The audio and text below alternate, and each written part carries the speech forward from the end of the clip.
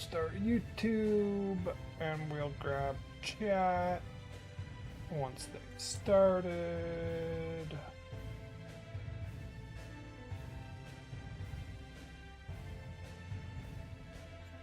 Looks like I got it all. Let's make sure.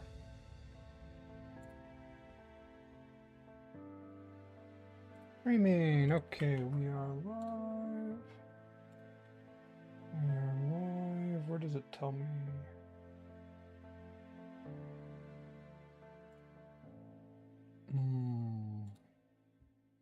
Make sure those two showed up. They did. Now I got to change this account.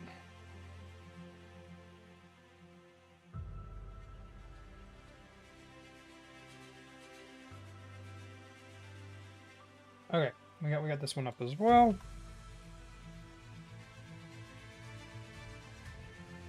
Oh, that's not showing up.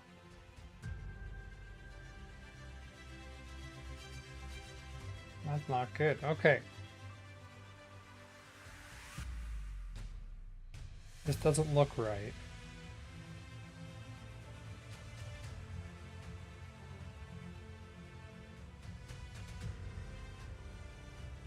Shut it down. Try again. Why is it always YouTube? Why is it always YouTube that gives me issues? Like, no live or upcoming streams found for elevation. And then I go here and I'm live.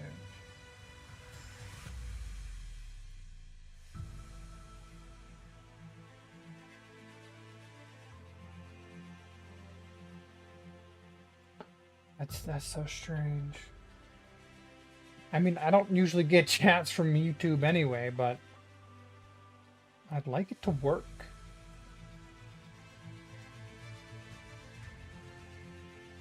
Oh,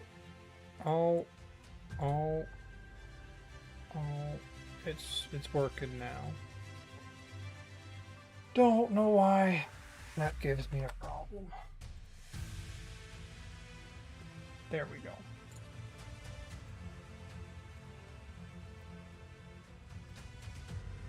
All good. Everything's working. Gotta turn that off over there. Okay, so the first thing I wanted to go through today was I wanted to look at Norway. Now, there's a couple things that have interested me about Norway.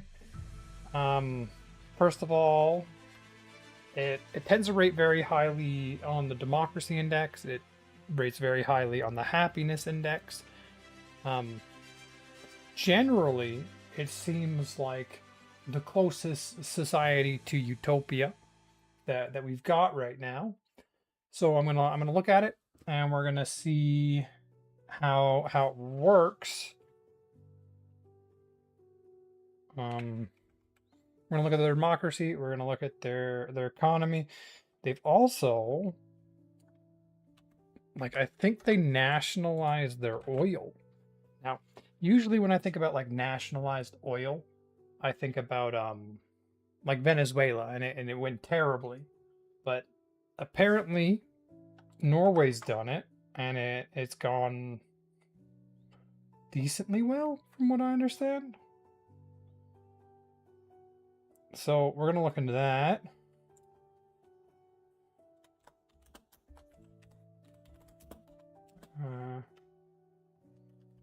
Why? Is Norway a utopia?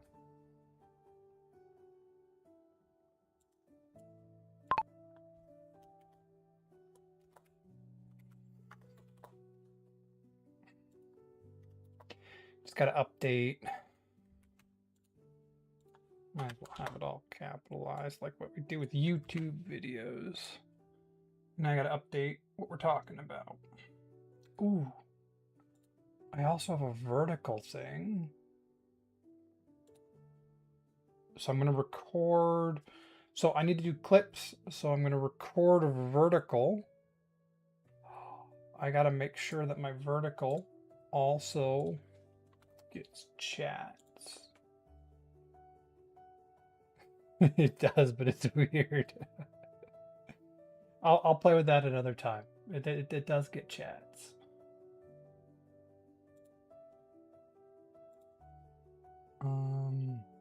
I was updating. No. Is Norway a utopia? Edit stream information.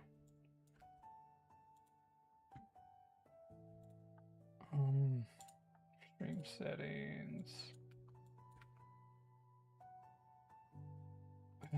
Is this education or entertainment? I mean, I think more people will watch if it's entertainment, right? I don't know. Okay, let's get into it. I see that Norway is near the top of the democratic index. Can you describe and go into detail about their democracy for me, and what makes them such a great democracy? I don't get it.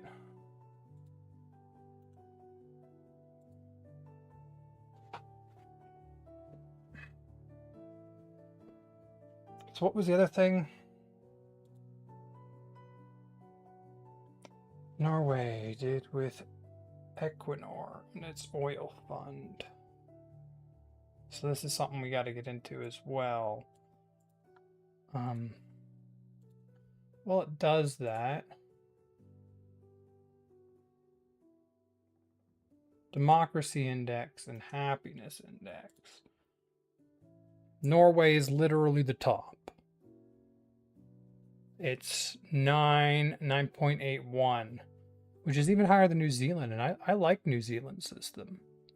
That was the mixed member proportional, which was like a 2-vote system. But honestly, anything over 9 is really good. What's Canada? 8.69. Okay. But like, Norway's basically what they're using as a benchmark.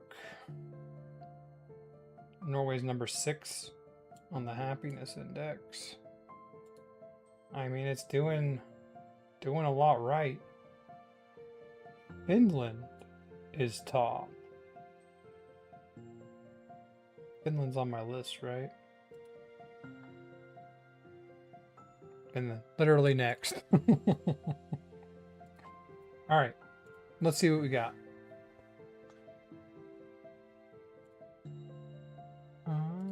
That looks right. That looks right. Maybe my camera's too dark. It's fine for now.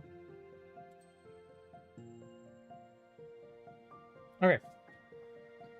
So, Norway has topped the Economic Intelligence Unit's Democracy Index for years running. And the latest 2025 edition keeps the Nordic countries anchored at the top. Really? Is it all the Nordic countries up there? Where was that? Ooh, I'll also look at its corruption. I just had it up. Here we go. Yeah! All of them. But Norway is notably higher than the other two Nordic countries. 9.3, 9.39, 9.81.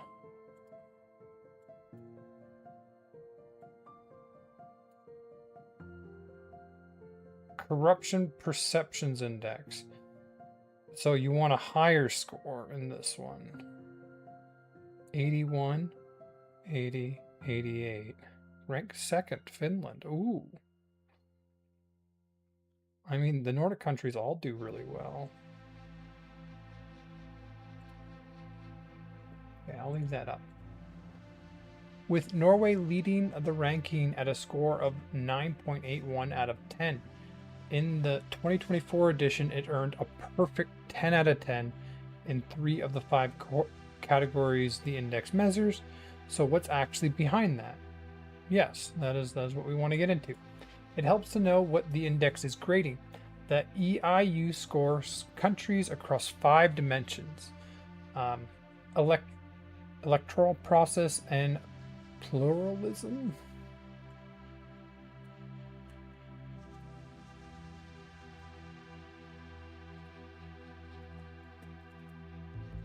Define pluralism. Pluralism? Yeah, okay. The belief that diverse groups, whether cultural, religious, political, or philosophical, can and should coexist peacefully within the same society. Pluralism. Okay. The electoral process and pluralism, the functioning of governance, political participation, political culture, and civil liberties. Norway scores at or near the ceiling on all 5, and the reasons are structural and cultural rather than the result of any single policy. At durable constitutional foundation. Norway's constitution dates to 1814, making it one of the oldest written constitutions still in continuous use anywhere in the world. Really?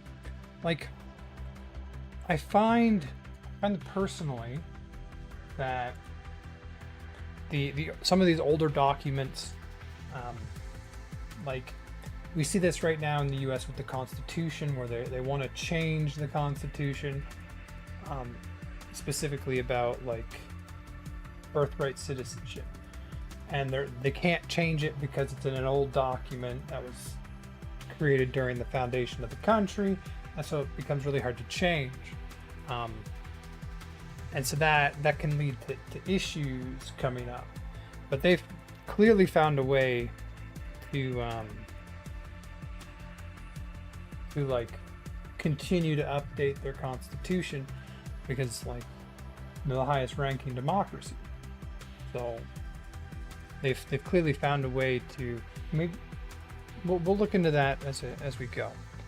It established a clear separation of powers early and has been amended steadily rather than replaced. See, you have to amend it. And honestly, the requirements to amend it can't be too high, or you end up not being able to change it for the modern society.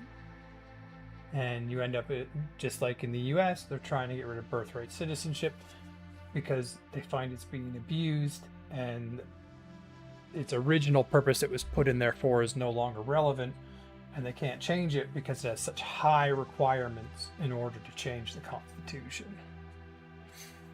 So it's been amended steadily rather than replaced, giving the system a deep institutional stability. Norway is, stability, probably the most important thing. Norway is a constitutional monarchy. So are we, right? A lot of the constitutional monarchy is a framework for a lot of democracies. The monarch is head of state, but the role is almost entirely ceremonial. The same way it is here, right? We just got a new governor general, which is the representative of the king or queen, in this case king. But again, largely ceremonial position.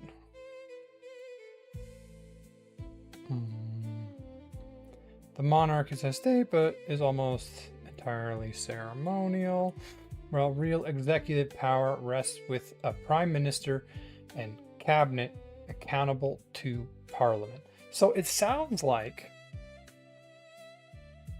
the same system we have here. I'm gonna bring up another instance so I can continue to ask smaller questions while we go through this, because who is currently Norway's king or queen? Because I was surprised because a lot of country use England because England like conquered everything and then democracies broke off from there, and a lot of them still ceremoniously use the head of England, the king or queen of England, as their monarch, essentially. But the Nordic countries in there, I find, have their own kings and queens. Norway's current monarch is King Harald V. He's been on the throne since 1991, and at 89 is Europe's oldest reigning monarch. His wife is Queen Sonja, and his heir is Crown Prince Haakon. Okay, well this is we can definitely get a picture of the king, right? Because he's a public figure. Yeah, there he goes. King of Norway. I mean, that's so weird that like kings and queens still exist, even in like ceremonial roles, right?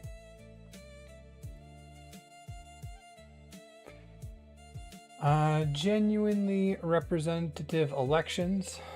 The Storting.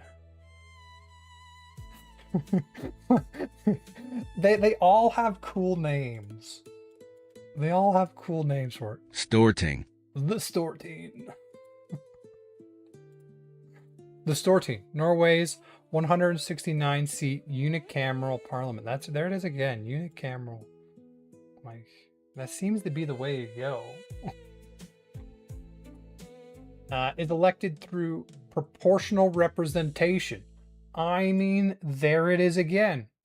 It just seems to be that unicameral and proportional representation, these two things together seem to lead to very good results in a democracy. Like this is probably the most important part.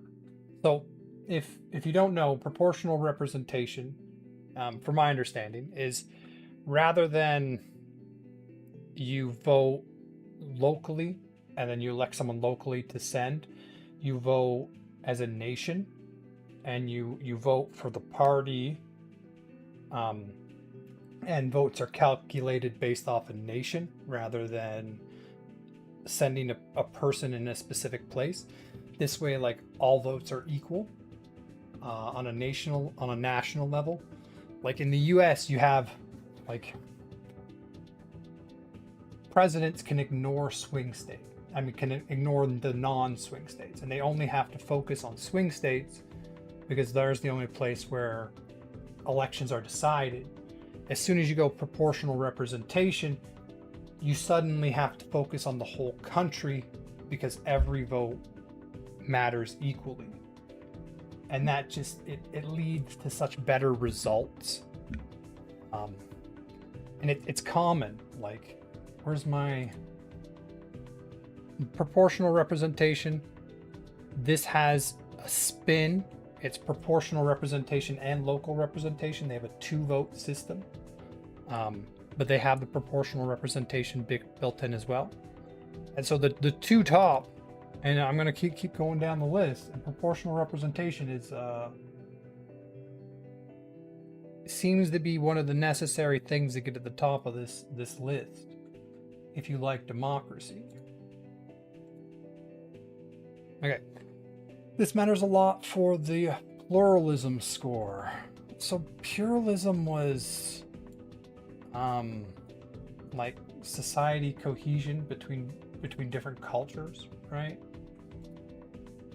The belief that diverse groups, whether cultural, religious, political, or philosophical, can and should coexist peacefully within the same society. Yeah, pluralism, good. This matters a lot for the pluralism score because proportional representation tend to produce multi-party legislatures. Yes, so proportional representation tends to give you a wider breadth of parties to vote for. And so you're much less likely to get a party that gets over 50% and gets a majority. So it's actually some people say it's a negative because when a party has a majority, like the Liberals currently do in Canada, um, they can push through legislation quicker and they can make changes quicker. Like we're getting a social media ban, and that's likely getting pushed through much faster because they have a majority. They don't have to negotiate with the other side as much. But multi-party legislatures, there tends to be some slowing down on legislature of actual laws getting through, but there tends to be compromises, and the laws tend to be better for a wider group of people. So there's definitely negatives, but for proportional representation, the positives far outweigh it. Like I know Canada here, we've had the talk about it multiple times, switching to like a proportional representation thing, but it always gets shut down by something or another. This is why I personally think for Canada, the New Zealand system would be the easiest to adapt, because you still get that local vote that people like, while getting a proportional representation vote as well. So that's where I think we should switch to, personally. Okay, so proportional representation tends to produce multi-party legislatures where smaller parties win seats in rough proportion to their vote share, rather than being shut out. And this just gets you more voices in your parliament, and allows you to vote for someone who more represents what you actually want to see. And that's just important, in my opinion.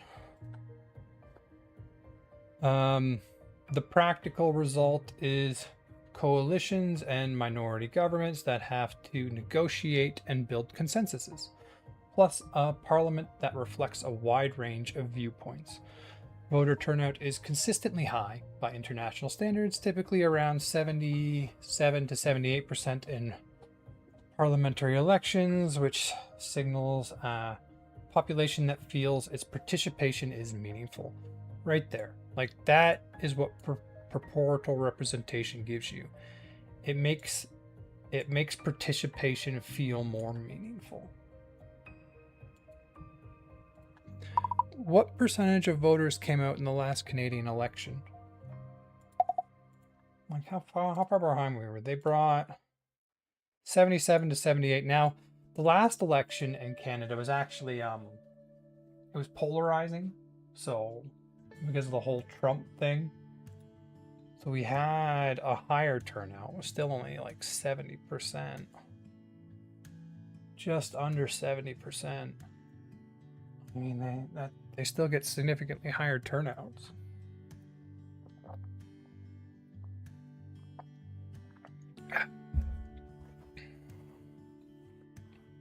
Okay. Strong civil liberties and a famously free press. Norway regularly ranks first in the world on press freedom indexes, with a media environment that's pluralistic, well-funded, including public support that preserves editorial independence, and unafraid to scrutinize power. Freedom of expression, assembly, and association are robustly protected, and the judiciary is independent and trusted. I mean, like, that's important.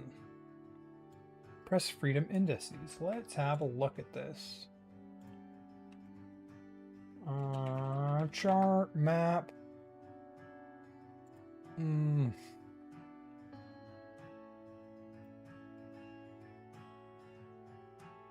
Okay. Let's see what we find.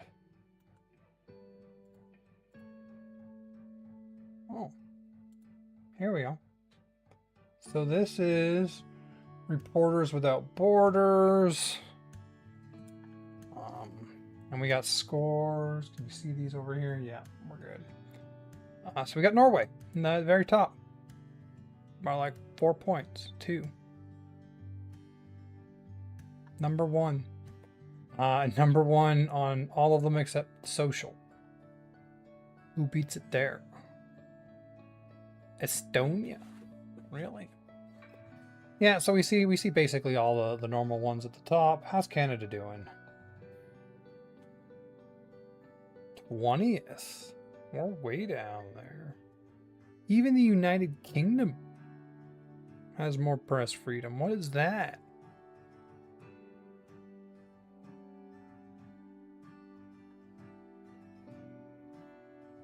Just under 80. Where's America? 60, 64. How far down do we gotta go? Really? Is this Trump's whole attack on the press that's doing this?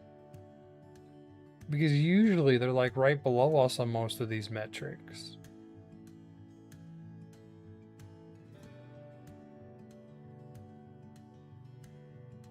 Yeah.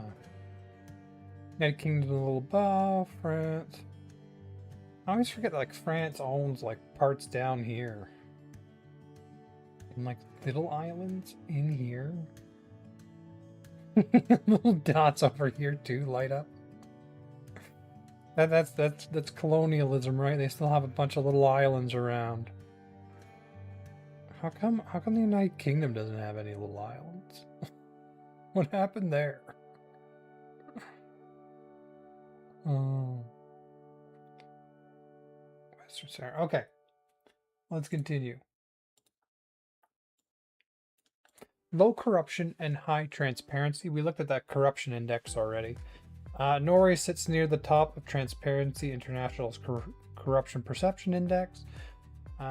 Public administration is professional and largely insulated from patronage. Okay, so does this mean like that no money in the in their election process or in their public administration? They don't allow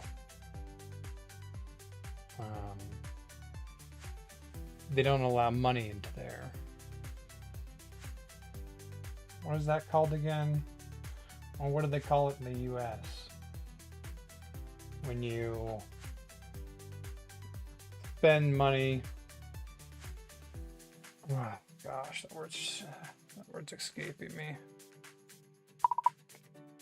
What is the word when you give money to a politician? Like, right there. Like, giving money to a politician, like that.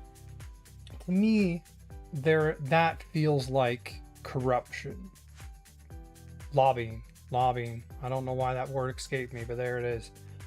Though that's a bit different. It refers to trying to influence politicians, which can involve money, but legally goes to advocate efforts rather than into the politician's own pockets. I mean, like, that's basically, lobbying is basically giving money to politicians. That's what it is. I might get into that after. Let me see. Lobbying. We'll add that. Okay. Insulated for patronage. Freedom of information laws are strong, and even the country's enormous sovereign wealth fund, built on oil revenues, is managed with unusual openness. Clean, effective governance is exactly what the functioning of government category rewards. A consensus-oriented political culture. This is the harder to measure ingredient, and arguably Norway's real edge. There's a deep reservoir of public trust in institutions, in elections, and to a meaningful degree between citizens. Politics tends towards negotiation and compromise. This is just what you get with a proportional representation system. Rather than winner-take-all confrontation, the system we use in Canada. a comprehensive welfare state, and comparatively low economic inequality reduce the kind of grievances and polarization that erode democratic norms elsewhere. Really?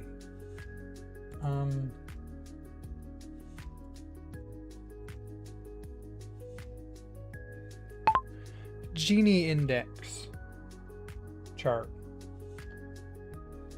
Oh. Try it again. Gini coefficient chart.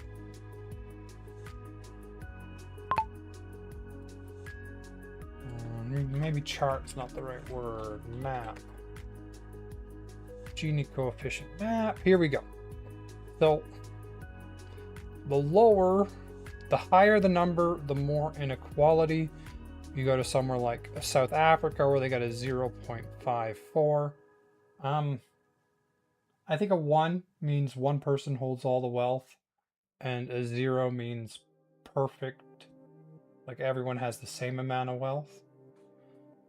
And so you could tell the inequality in the country just by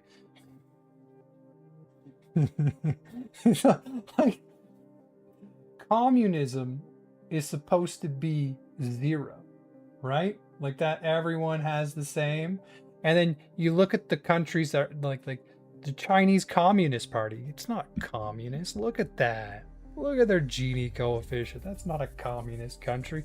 Look at Russia. The exact same. That's not a communist country. They call themselves that, but they're definitely not. You got to get to like a 0 if you wanna be communist. Belarus, actually pretty good. Like use these ones as the staple, right? 0.27, 0.29. I don't think communism is the way to go, but a 0.27 I think is a good score. Like anything under 0.3, because you do run into the issue where if there's no monetary gain to working hard and trying to get ahead, then people don't do it. And so communism in its pure form doesn't work. You need a mix of a capitalist where based on your skills and education, you got different levels of income, different levels of wealth, but a system that like the low tier should still be able to afford homes and be able to live a good life, right? And so you want to keep inequality from going out of control. Anything under 0.3 I think is really good. What are we? 0.31. That's pretty good. Our highest was 0.37. Doing pretty good. What's the US? 0.42. I mean, slight differences in this number mean a huge difference in the inequality charts. Like that's really bad. Brazil, really? I didn't know Brazil was so unequal. Russia 0.36. Anyway, Norway, we were looking at 0.27.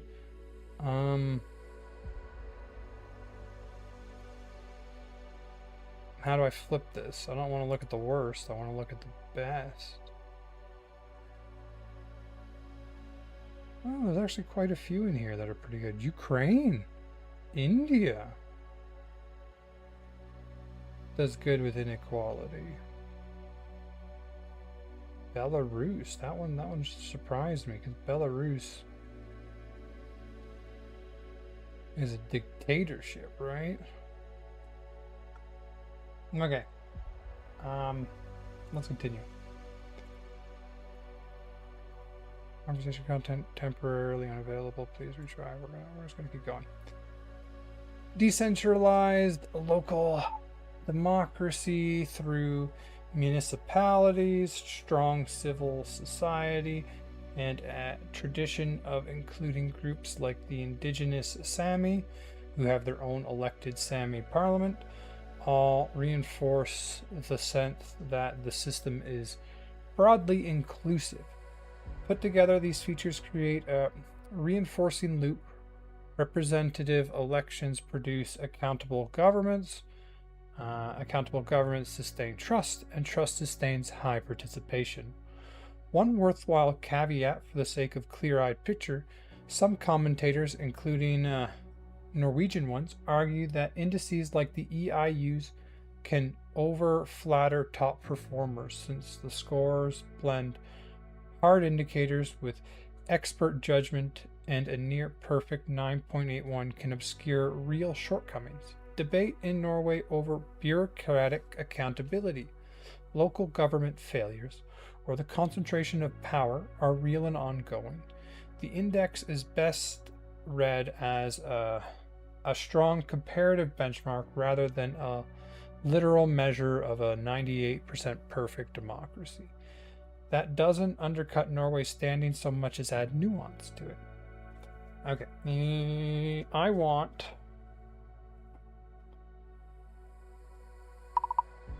Can you explain a proportional representative government to me? What were the things that it said? Bureaucratic accountability, local government failures, or the concentration of powers are real and ongoing. So these are things that I probably want to look into, because these are the things that are not going well there. Let's see. Yeah.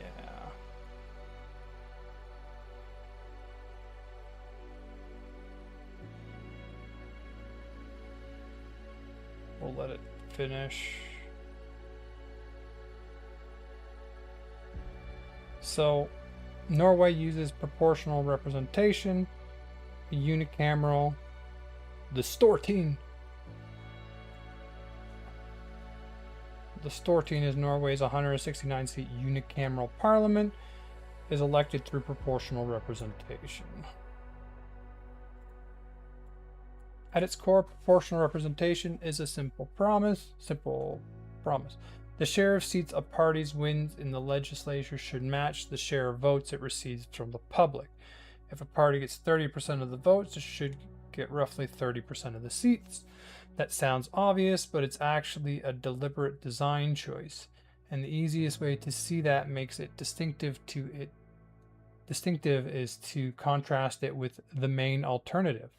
The contrast that makes it click. Many countries, Canada, the US, and UK, use what's called first past the post, or single member districts. The country is carved into many small districts, each electing one representative, and whoever gets the most votes in that district wins the seat outright. Everyone who voted for a losing candidate gets, in effect, no representation from that district. This can distort the national picture badly. A party can win 15% of the votes spread across the country and end up with almost no seats, because it came in second or third in lots of places without winning anywhere. Conversely, a party with concentrated regional support can win a large block of seats with modest national vote share. Proportional representation is built to eliminate that mismatch. Instead of one winner per district, it uses larger districts that each sends multiple representatives, and seats within them are divided up according to vote proportions.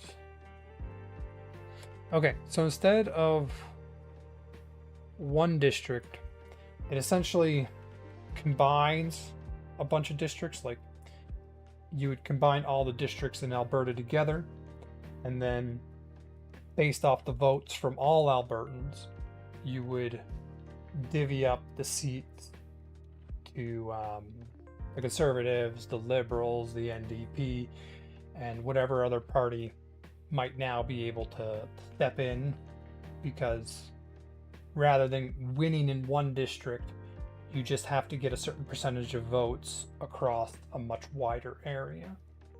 And this gives you more representation and allows new parties and new voices to come in.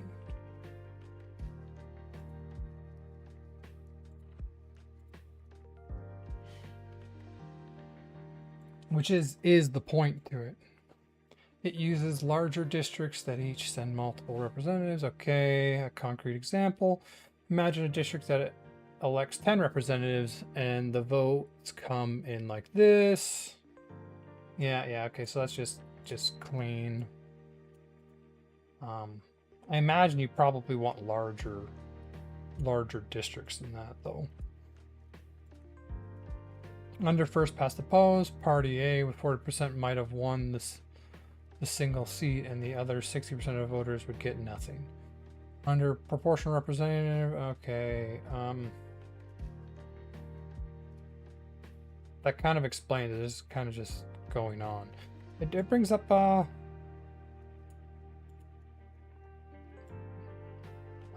multi-member proportional system, which is New Zealand's. I like that one because it combined first past the post and proportional representation together, and it did so in a good way.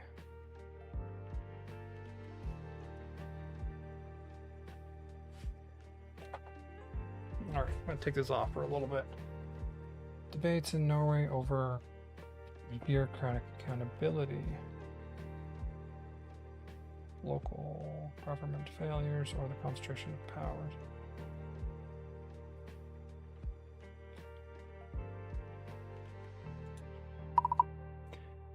Can you go into some more details about the issues that the Norwegian democracy is having?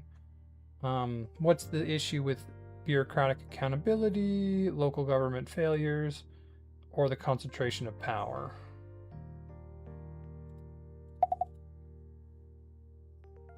Here we go. Let's have a look.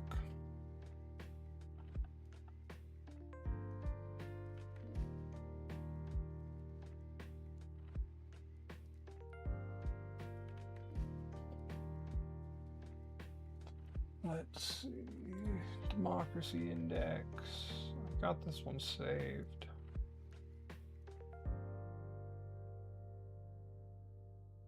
Yeah, I also wanted to ask. There was. It talked about their First Nations community, the Sami or something.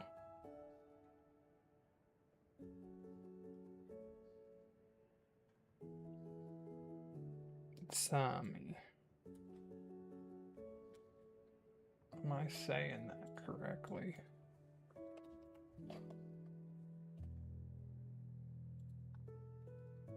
Sami. Sami. Okay. We will. I'll ask about that next. Okay. I kind of want to just skim through this part. Bureaucratic accountability, the NAV scandal. If you want one case that crystallizes Norway's accountability problem, it's the NAV scandal. I like these words. Trygdeskandal. Trygdeskandal. Trygdeskandal. Trygdeskandal. The NAV scandal. Trygdeskandal. Which broke in 2019 and is widely called the biggest scandal in modern Norwegian history. Here's what happened. NAV, the agency that administers around a third of the state's budget, required certain benefit recipients, people on sickness, unemployment, or care allowances, to physically remain in Norway, and prosecuted those who traveled to other European countries while receiving payments. Okay.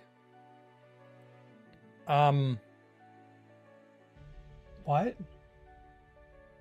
Like you're giving people benefits so that they stay in so you have to stay in the country to receive the benefits. Like I don't see what's wrong with that. Maybe I'm missing something. This practice ran for roughly 25 years and disregarded the EU EEA's free movement laws, which Norway is bound to follow as a member of the European Economic Area. Oh.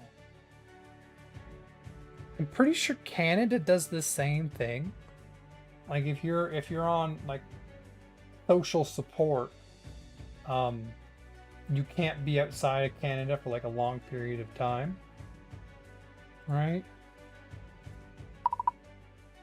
If you're on some kind of social support in Canada, are you allowed to leave the country? I don't think you are. Like, I think you're allowed to leave, like, if you're doing, like, a weekend visit or something, but,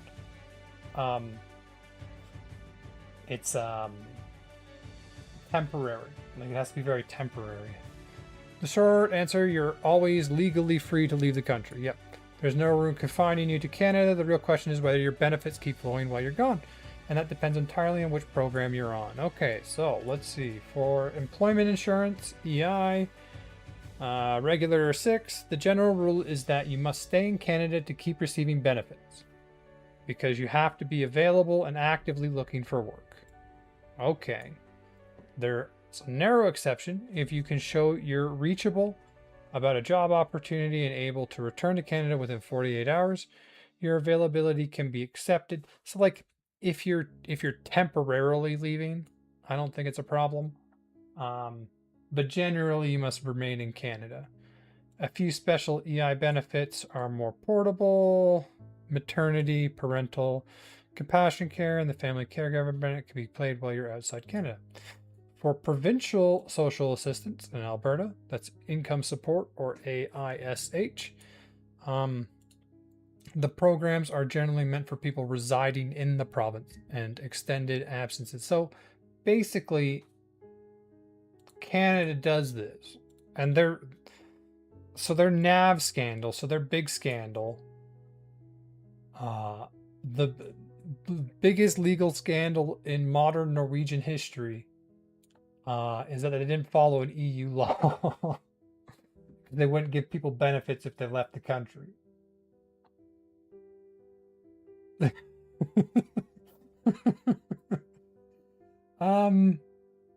that doesn't seem like too big of a scandal. What's going on? Maybe I'm missing something here. But like generally, if you're a nation and you're providing benefits to people, they should be in your country, right? To physically remain in Norway and prosecute those who travel to other European countries while receiving payments. I mean, I think you should do that. But I guess if they've signed like an EU, so sometimes when we look at the EU, we got to think of it more like the United States, where the countries within the EU function like states, and there is an overarching European Union rule set, or if compared to like the United States, a federal government, right? It's like that, but the states in the EU would have a lot more leeway than states in the United States would have. So it's not a direct comparison, but you do got to look at it that way at times. And so they're not following, in this case, what would have been a federal law at a state level. And so that's kind of where they got the pushback. Right? I think that's how it works. The scale is staggering. Around 70 to 80 people were wrongfully convicted of welfare fraud. Ooh. Being convicted of welfare fraud. Some serving prison time. Oh. I mean, that to me, that one is like, did you know you weren't supposed to leave? Like, did they tell you you can't leave while you're receiving these? And you still did it? Because if you still do it, I got no problem with them charging you. But like if you didn't know and that come out of nowhere and blindside you because you were under the impression of EU or EAA rules. That's scary. Well, roughly 7,500 people received incorrect decisions, denying benefits or demanding payments. I mean, I personally think that if you're receiving welfare from a nation, you should have to stay in the nation. Like, you can travel outside the nation for like a weekend if you need to go somewhere, see family or something. But generally, if you're receiving welfare, you should be in the nation. That's how Canada does it. But because of EU EAA rules, you have to treat the entire European Union as a nation in this case. The deepest problem for accountability is that this wasn't one rogue agency. The wrongful interpretation passed through NAV, the public prosecutors, and the courts, including the Supreme Court itself. If your Supreme Court, like, is it a wrongful interpretation if it's the interpretation of your Supreme Court? That just sounds like law to me. For years without anyone catching it. Oh gosh. So like the EU just never figured out that one of the countries wasn't following their law.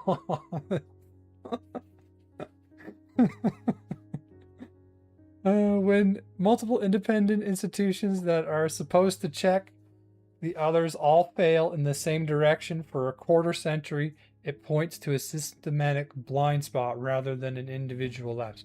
Like, absolutely. They clearly wanted, they did not want to follow the EU EEA free movement laws when it came to the welfare system. And when you provide a good welfare system to your people,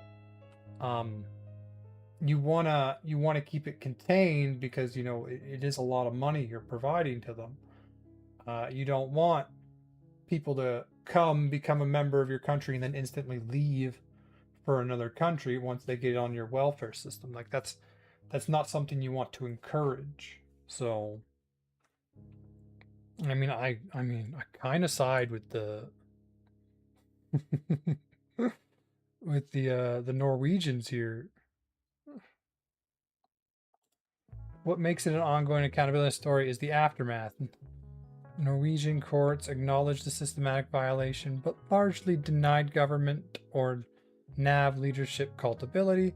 And in the 2025, the Supreme Court Appeals Committee rejected the victim's appeal, with the surviving plaintiffs taking the case to the European Court of Human Rights in Strasbourg. So even when they got caught, they didn't want to stop. Like, no, we don't want to give social support to people that don't live in our country. We don't want to do it. Completely understandable. Tragically, some victims have died waiting for redress. The critique here is that Norway's institutions are excellent at delivering services, but weaker at holding themselves to account when those services fail catastrophically. There's no easy mechanism for the citizens to force consensus on the bureaucracy. This isn't an isolated worry either. The Council of Europe's anti-corruption body has recommended Norway introduce stronger accountability and enforcement mechanisms to prevent corruption among senior officials, ministers, political advisors, and police. A notable gap for accountability that scores so well on corruption perception. Okay, I wanna talk about the NAV scandal a little more.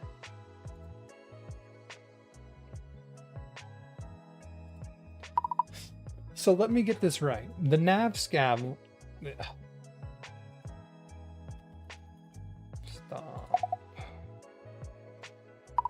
let me get this right. The NAV scandal in Norway was that they didn't want to pay social service programs to people that were not inside their own country. From my understanding, that's how Canada currently functions. How is this a scandal?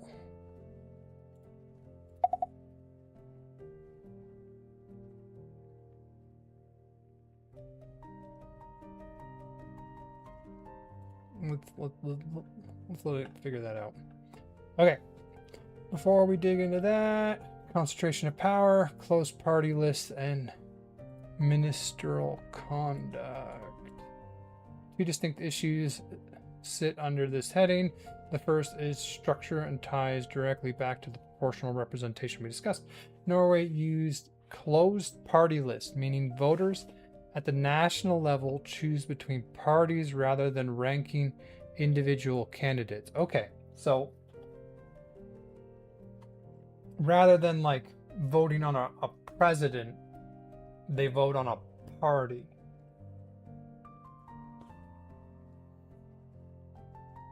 Okay, critics argue this concentrates real selection power inside party organizations. Roughly, so they say, critics argue that voting for people rather than parties is a better democratic system. Roughly 2,500 party delegates nationwide effectively decide the ranked candidates list that determines who sits in parliament. The effect is to shift influence away from the voters and towards internal party hierarchies. Yeah. That happens. So when you vote for a party, the party gets to decide who gets to go to actually be in the Stortening or whatever it's called. their actual parliament. Okay. I can see that. Rewarding loyalty and internal network over independent appeal to the electorate. So then, is there like people that campaign? Is there like heads of these parties?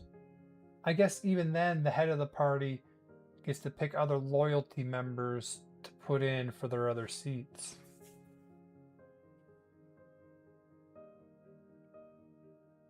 But proportional representation is always like that, right?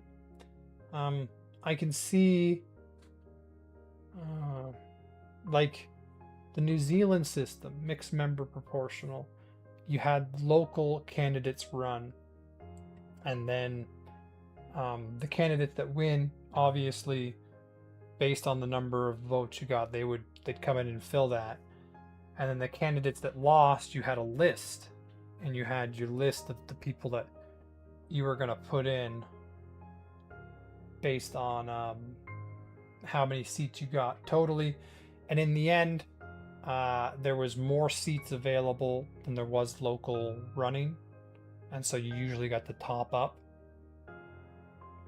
generally, which was just I think it's just a good way of doing it. Internal party hierarchy, rewarding loyalty and internal networking over independent appeal to the electorate. So the same PR system that makes the legislator beautifully representative of party vote shares also, paradoxically, hands party machines a lot of gatekeeping power over individual careers. This is a contested critique. Defenders note votes can still push parties at the ballot box, but it's a real structural debate. Okay. I mean, that's just give and take of the proportional representation system. Now, if you, instead of a party, you were forced to vote on I don't think you need a huge party nowadays. Like, I personally would prefer a proportional representation system where you vote for a person. And if that person gets 20 or 30% of the votes across your country, then when you go to parliament, they get 20 or however many of the votes they got, whatever percentage of votes they got, they get that percentage of weight in voting on legislation, right? And in that case, you're electing individuals instead of electing a party. But I don't know. That just seems more representative to me. Did I ask too many questions and I don't get to the bottom of them? So the proportional representation systems that I've looked at all have it where you elect a party. Are there any proportional representation systems where you elect an individual instead of a party? Okay.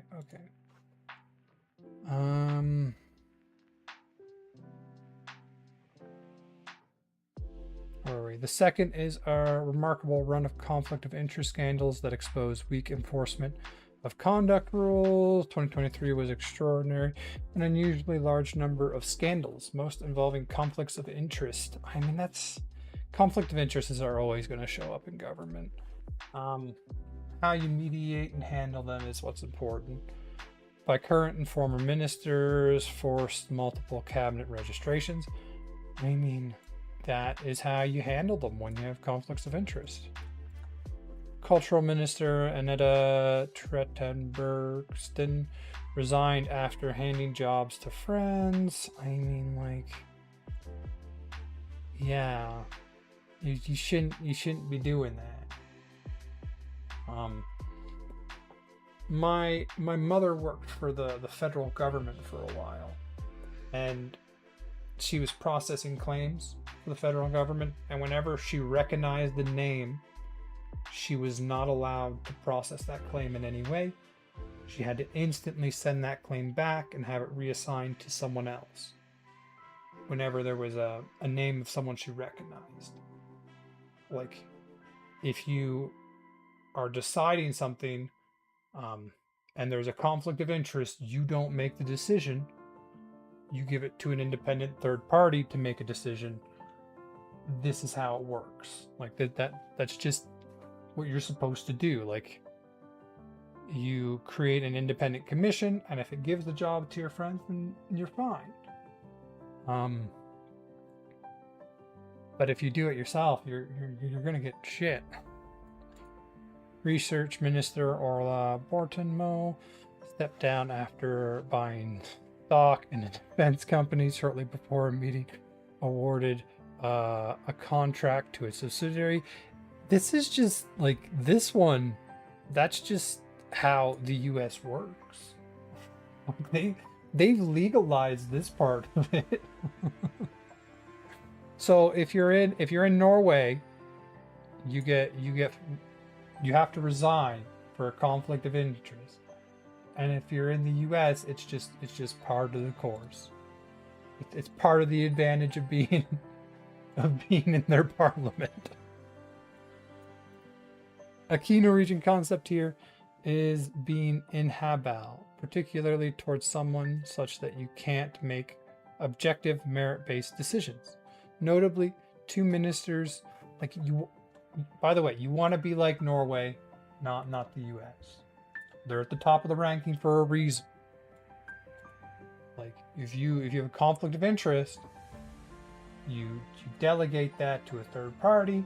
If you don't, you should be forced to resign. Notably, two ministers committed broader or similar breaches, but only one resigned, with the PM drawing a distinction between their cases. Okay, we're gonna continue on. Local government failures. This one is subtler and more about demographic quality than outright disaster. First, a forced amalgamation controversy under the Solberg government. Norway pushed through a major municipal and country reform, merging local governments, often over local objections. It proved so contentious that it was partly reversed. A partial reversion of the municipal and country reform took effect on. Okay, I'm not going to understand the local government issues here. The thorough line. If there's a single thread connecting all three, it's that Norway's weakness clusters on the accountability side rather than the participation or liberty side. Elections are clean, the press is free, turnout is high, rights are protected. That's the part the index captures well and genuinely earns the high score. The softer spots are in holding power to account after the fact. A bureaucracy that can err systematically for decades.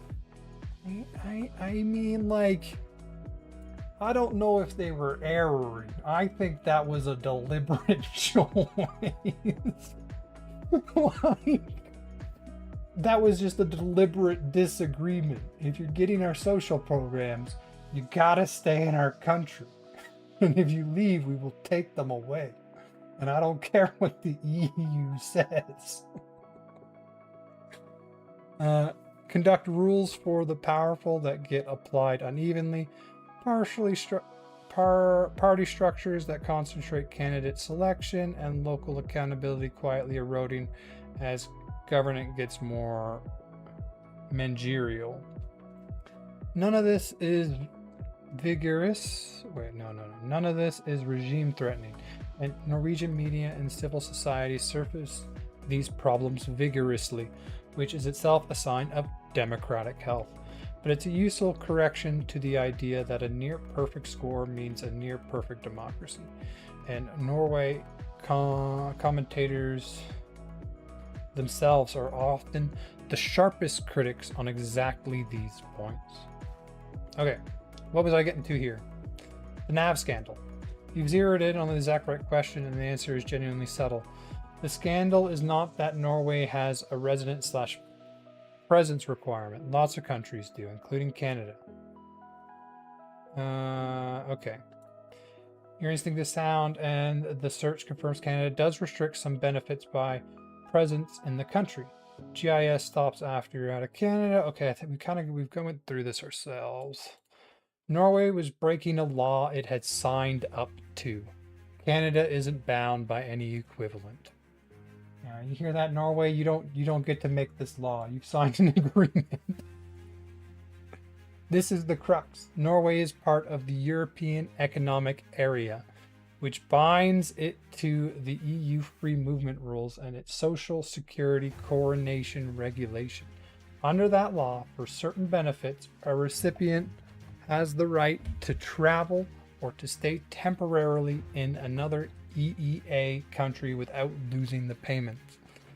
Norway domestic, you must stay in Norway rule directly contradicts the higher EEA law it was treaty bound to follow. So NAV was enforcing a rule that was itself illegal. So basically, if we look at it in context of like the United States or Canada, you have a state law and a federal law, or a provincial law and a federal law contradicting each other.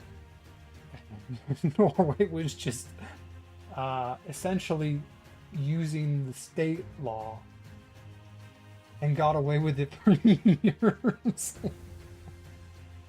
I mean, like, I personally agree with them. Like, if you're getting social services from a country, I think that country has the right to put a requirement. No, you must stay in the country to receive these benefits. But they signed a European Economic Area law, which says that they don't get to do that. Canada has no parallel. Yeah.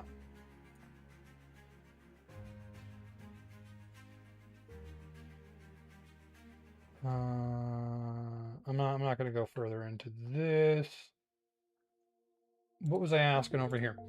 The proportional representation that I've looked at all have where you elect a party. Okay, where you elect an individual instead of a party. I want to see this. Yes, and there's one system in particular that's the clean answer to your question. The single transferable vote. STV. Under single transferable vote, you don't vote for a party at all. You rank individual candidates in order of preference. 1, 2, 3. Okay. And those candidates can be from the same party, different parties, or independents. So there's still a party system, but you're not voting for a party, you're voting for a person. The ballot doesn't organize them by party as the unit of choice. Proportionality emerges from the mechanisms. Districts elect multiple members. A candidate needs to reach a vote quota to win, and surplus votes from winners plus votes from eliminated low scores transfer to each voter's next preference. So basically, you get to vote. If your first preference isn't going to get a seat, that's crossed out, and you look at your second preference. If your second preference also isn't going to get a seat, it's crossed out, and you're now voting for the third person who is getting a seat, hopefully. Usually, I imagine the vast majority of people vote for someone who's going to get a seat. Like you're probably voting for one of the more popular candidates, because I mean that's what makes them popular candidates, right? Okay. Where the heck was I? Surplus votes. Okay. The party level proportionality is essentially a byproduct of all those individual rankings. So you vote for a person, that person gets so many votes, and that is then a part of their party. Not something the system calculates directly. Ireland and Malta use it for their national parliaments, and Australia uses it for its Senate. Ireland and Malta.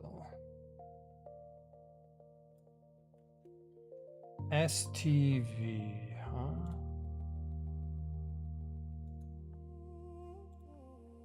STV system. I'll read that there. Use it for their national parliaments, and Australia uses it for its Senate. This is genuinely a PR system, proportional representation, where you elect people, and parties are almost incidental to the machinery. So you elect a person, and the party is attached to the person. I mean, they're pretty high. 8th.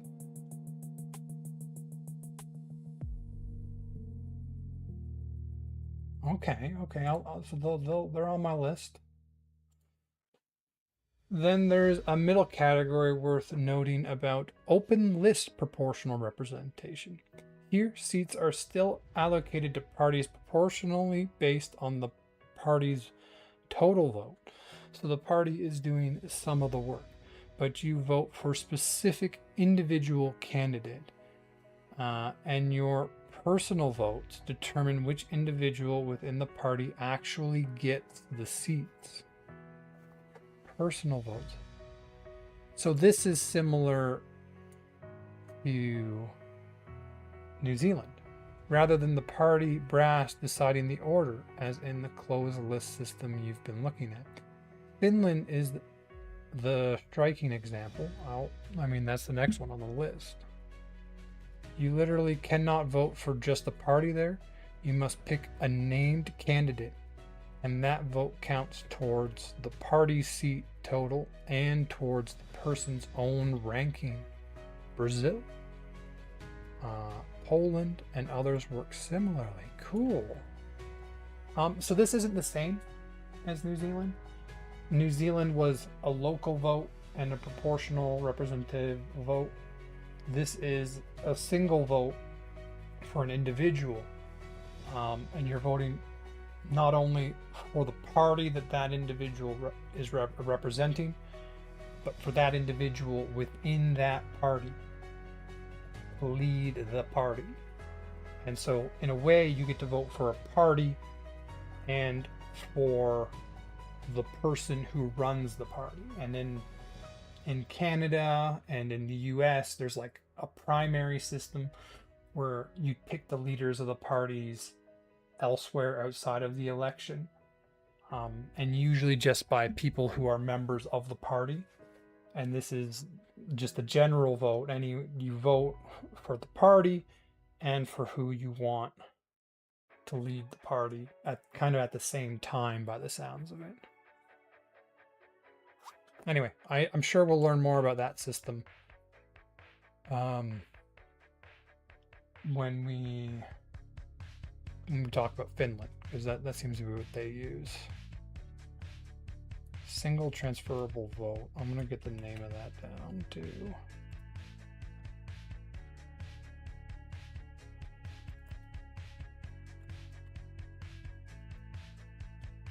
Single transferable vote. Okay.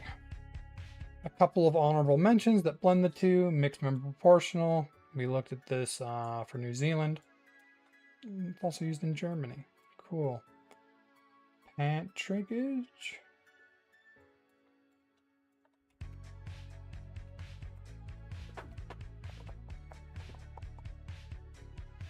Panashov. Panachov. Panashov. Panachov. Systems like Switzerland and Luxembourg go even further towards the individual. You get multiple votes you can spread across candidates from different parties, even doubling up on favorites. Oh. How does Switzerland do? I mean, they're on my list, right? Yeah, so I'll get to them eventually. Panacha. If your goal is proportional outcome, but I'm choosing humans, not logos. Single transferable vote is the textbook answer, with Finland's open list as the runner-up. Okay.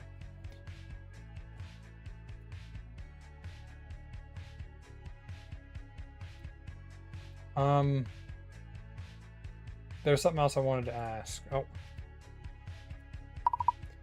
Can you compare Norway's democracy to Canada's for me? And give me a list of the pros and cons for each.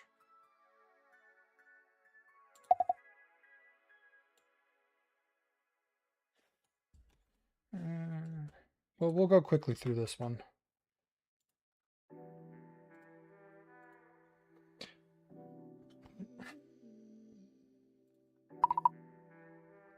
I like the single transferable vote system, but is there a way to remove the party element from it entirely and instead just vote for an individual, and then that individual has that much power in the legislature?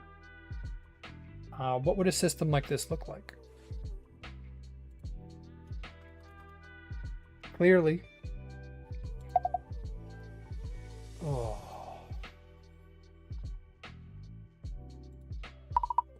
I like the single transferable vote system, but is there a way to remove the party element entirely? Is there a way for you to have a system where you vote for an individual and then that individual has that power within the legislature based on the percentage of their vote? What would a system like this look like?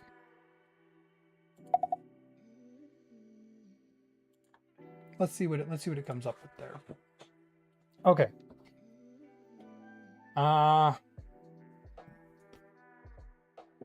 Comparing the democracies, Bones Country are ambiguously in the top tier full democracies with free elections, independent courts, free press, and peaceful transfers of power.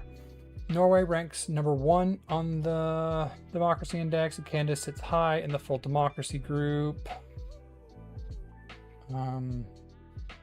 Here we go. So Norway, proportional representation, first past the post. Single party, majority, minority for Canada. They have coalitions and minority and some multi-party. Okay, let's skip that. You can go through that if you want. We're going to go to Norway pros. Proportional representation makes legislative mirror how people actually voted, so very few votes are wasted, and even small parties win seats proportional to support. Consistently tops global democracies and free press rankings with very low corruption and unusually high public trust in institutions. High voter turnout. Okay, so this is basically all the stuff that we just learned. Federalism distributes power across provinces, letting regions tailor policy and act as testing grounds, which suits a vast, diverse country. I mean, we've seen this in Saskatchewan started the single-payer healthcare system before it was adopted federally. Saskatchewan, because it gives so much more power to the provinces, that provinces are allowed to try stuff like that out. It was successful there, and it became something that was adopted across the entire country. So that is, there are certainly pros there. Okay. The deepest difference is the electoral system, and it captures the whole trade-off. Norway optimizes for representativeness. Okay. Let's start this again. The deepest difference is in the electoral system, and it captures the whole trade-off. Norway optimizes for representativeness.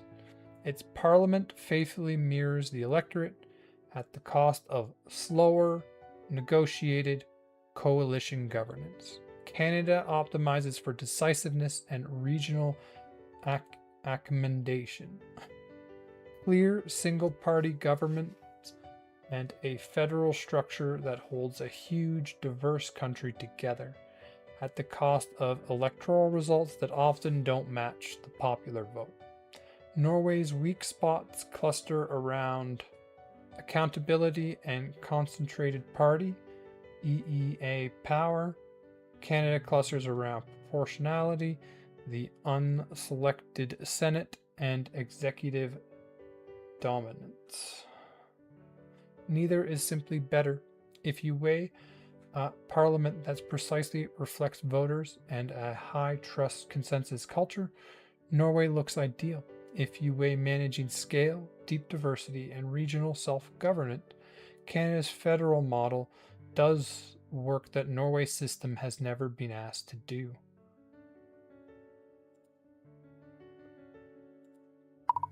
Would a proportional representation or a mixed member proportional system work for Canada?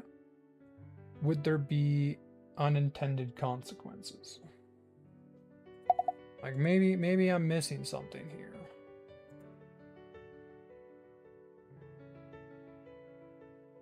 Okay. Well, we'll talk about that. I keep telling myself I got to keep these under an hour. And then it just drag on. Last question, and then I'm gonna move on.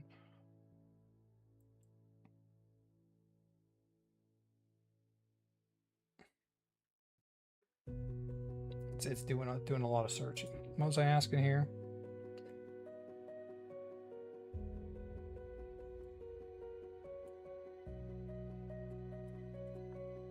Yeah, but like, okay. Here's the next question we're gonna go into. But I consider that a different topic. So I can cut everything and split the topic. Great question, and it's a live one in Canada right now. After the April 2025 election, Prime Minister Mark Carney said he was open to pursuing election reform once the economic crisis was dealt with. I mean, that kind of sounds like you're kicking it down the road. Which revives a debate that's been dormant since the Liberals abandoned their 2015 promise to make the last first past the post election. Let me walk through how each system would actually be built for Canada, because the country's geography and federal structure shape the design heavily, and then the consequences. Why pure list PR is a poor fit, and MMP is the usual Canadian proposal. I mean, MMP is, if you're a first past the post system, it's easier for people to understand because it keeps the first past the post element in it while giving you a proportional representation element to it. You basically get 2 votes, and one is the one you've always done, so everyone understands it, and the other one is just voting for the party you like, so easy. And for most people, they just keep it consistent. You want this person, and they're with this party. But you do get people that split the ticket, and they vote. They know how to use their vote, so they know how to use their local vote, and they know how to use their proportional vote. And if you know how to use them better, you can get better results. The simple proportional representation, pure party lists where you vote for a party and seats are handed out in proportion across a big region, runs into 2 hard Canadian realities. First, the local MP riding bond is deeply valued here, and that is what you get to keep in the other system. Voters expect a specific person accountable to their community. Yep. And pure list PR severs that. Second, geography. Some ridings are already the size of countries. None of it alone is enormous. And pure PR would mean collapsing those into even larger multi-member regions, which is impractical for the north and rural areas. That's why nearly every serious Canadian reform proposal, including the model the Law Commission of Canada recommended back in 2004, has favored mixed member proportional instead. The mixed member proportional is specifically designed to keep the local link and add proportionality. This is why I like it. How mixed member proportional would actually work. You split the House into 2 kinds of seats. Okay, so I'm not going to go into this because this is just describing mixed member proportional, which we've done in the video on New Zealand, right? Party votes, what makes it proportional? Yeah. Okay, the big Canadian design wrinkle is federalism. The Constitution guarantees each province a floor of seats, so you almost certainly couldn't run one nation proportional pool. You'd have to do it a provincial pool. You'd have to do the proportional province by province. That makes sense. That works fine in Ontario or Quebec, but it's a real problem in small provinces. Prince Edward Island has only 4 seats. Oh, that's right. Prince Edward Island has only 4 seats. That kind of gets rid of the proportional representation element. I think you'd almost have to combine, because there's a bunch of tiny provinces. You got like Nova Scotia over there too. Where else? And a map. Google, show me the Google map in Canada. Come on. Because you got like Prince Edward Island, you got Nova Scotia, you got New Brunswick. I'd say you'd almost have to combine. They're all very geographically close and similar. Newfoundland too. Like you might have to combine those into one proportional zone in order to get enough candidates that proportional representation would matter.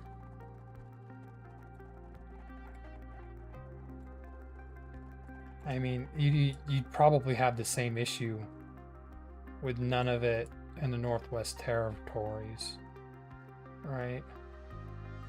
Yukon.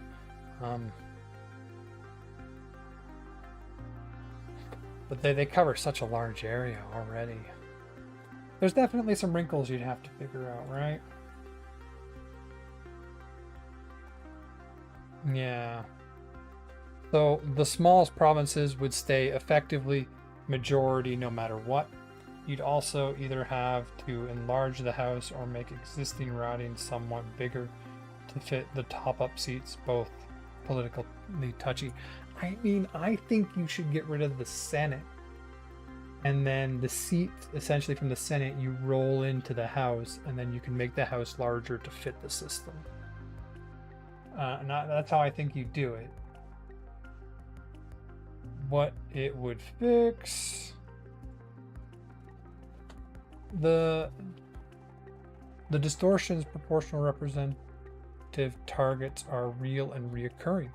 In 2019, the Conservatives won slightly more votes than the Liberals nationally, but the Liberals took far more seats and formed government. The system handed the runners-up the win. The system handed the runner-up the win.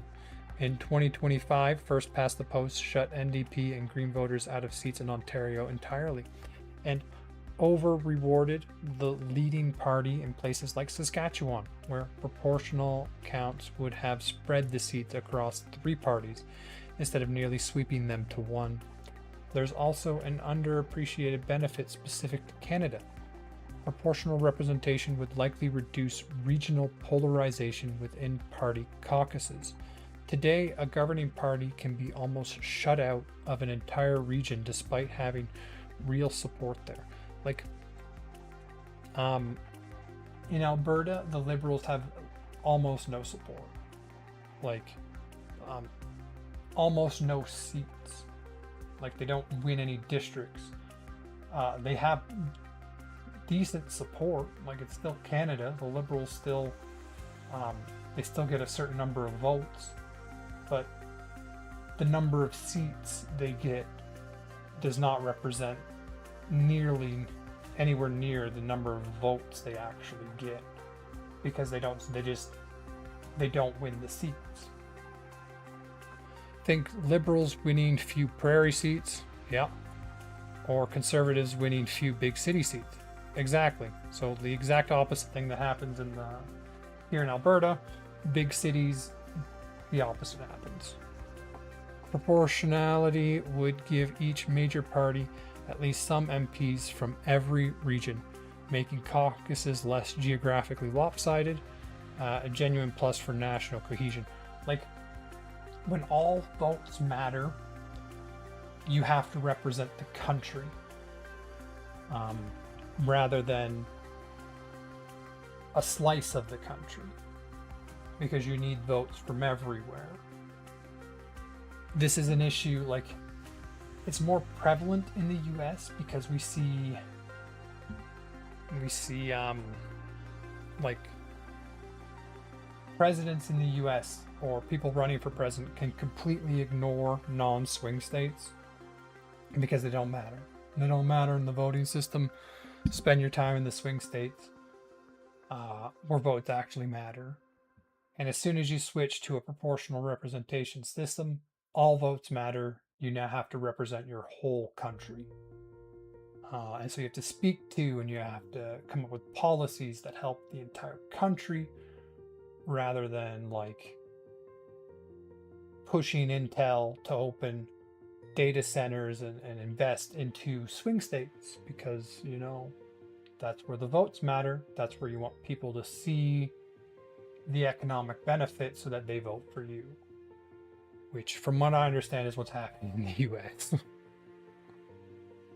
The unintended consequences, this is where it gets interesting, and several cut in both directions. Lower barriers help fringe and populist parties. I mean, everyone, like, what's wrong with populist parties? I don't get it. Aren't like, shouldn't they be fighting to be populist? Isn't populist like meaning the people support you? I've never understood why people look at this as a negative. Under first past the post, a party like the People's Party can win 5% nationally and 0 seats. Under proportional representation, it would get seats and a parliamentary platform. Exactly. A threshold, say 5% limit this, but doesn't eliminate it. And yeah. So sometimes they have a threshold of what you need to get seats. And reasonable people disagree on whether amplifying smaller voices is a feature or a risk. I think it's good. I want more voices. I want differing opinions within my government. Because, like, what if they're right? And we need to turn the ship. I want the voice there. Single party majorities would essentially vanish. Yep. Canada already runs minorities often. 6 of the last 8 governments. Proportional representative would make outright majorities almost extinct, meaning near permanent coalitions or confidence and supply bargaining. That can mean more cooperation and compromise, or slower decisions and more leverage for smaller kingmaker parties, depending on your priorities. There's give and takes. I usually think compromise generally leads to better results. And we see that when you look at things like this. Generally, the more representative a democracy, the better their score. So, usually it just leads to better results for everyone. Power shifts towards party machines. This is the exact closed list problem we discussed with Norway. Whoever controls the party list controls which pop-up MPs get seats. Yeah, but remember, you'll have more parties to choose from. Concentrating influence in party leadership and rewarding loyalty over local appeal. Some mixed member proportional designs use open list or best runner-up rules to soften this. I mean, good idea to use that. 2 classes of MPs and a muddier accountability line. Local MPs answer to a riding, list MPs answer to the party. Voters can find it unclear who actually represents them, and list MPs can be seen less legitimate. A frequent complaint in places that use mixed member proportional. I mean, I still think it's better. But we're looking at the downsides. The federalism cap means it only ever partly proportional, because proportionality has to run within provinces. The smallest provinces stay distorted. I mean, there's ways to fix this, but I definitely see where this one's coming from. So Canada could never be as cleanly proportional as a unitary state like Norway. The result is a hybrid that satisfies neither purist nor traditionalist fully. Again, like, this could be fixed. This is something you could fix. When you first create it, it would probably not be fixed. But then I imagine the dissatisfaction towards this element, you'd probably see some of the territories combine their systems to give them better representation. But I definitely see where that's coming from. Reform itself is politically treacherous. Every recent provincial attempt, British Columbia 3 times, Ontario PEI, was put to a referendum and failed. And the governing party that benefits from first past the post rarely has an incentive to change it. I mean, you see this everywhere. This system elected me. Why? The system's great. I got elected. Why would I change it? That's largely why Trudeau's promise died. There was no consensus on which system, and any change advanced some parties over others, so the debate collapsed into self-interest. Yep. The bottom line, mixed member proportional is the model most likely to fit Canada because it preserves the local MP and adds fairness. But the federal structure forces compromises that make it messier than the textbook version. The deepest trade-off, and the one we keep circling back to, you'd gain a parliament that's far better reflects how Canadians actually vote, but you'd give up the decisive single-party government first past the post produces and hand more structural power to party organizations. So this I don't actually see happening. More power to structural party organization. You have more parties. You have a more diversity of vote. And so if a party does something you don't like, there's usually another similar party that you can vote for. So it leads to better representation. The decisive single party government, I mean, compromise is key to a lot in democracy. And having a single party that gets power can just kind of do what they want, I don't know if I agree with that.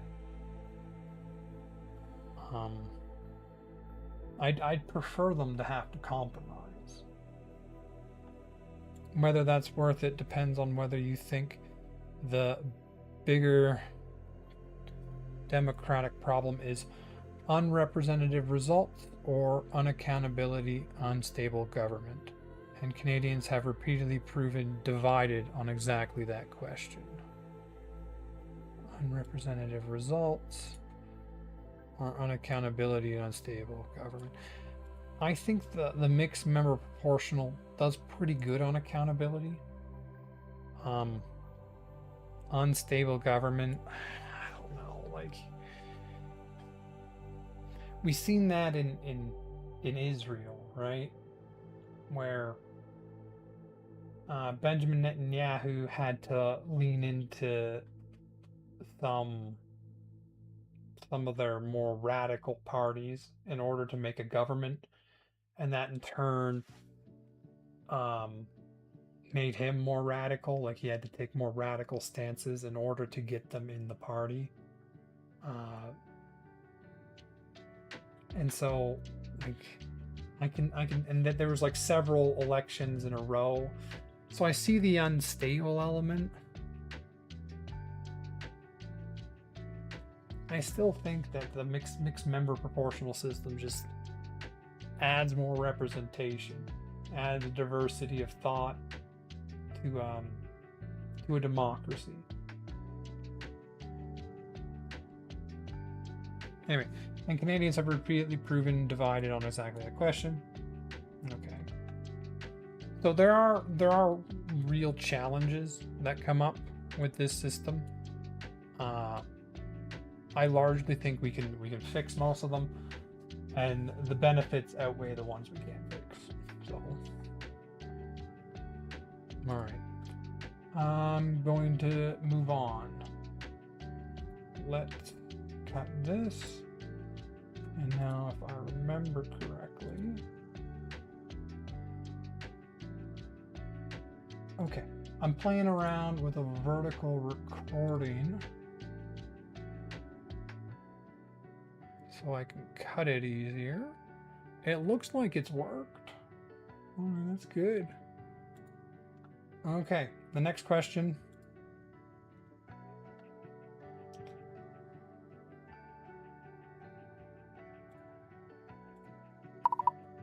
Can you go into detail for me about what Norway did with Equinor and its oil fund? How is that set up? And how is that a model that could be used in Canada?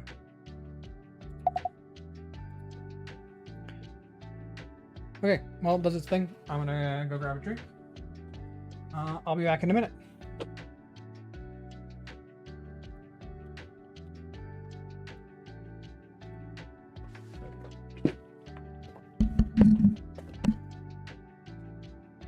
Mike's good.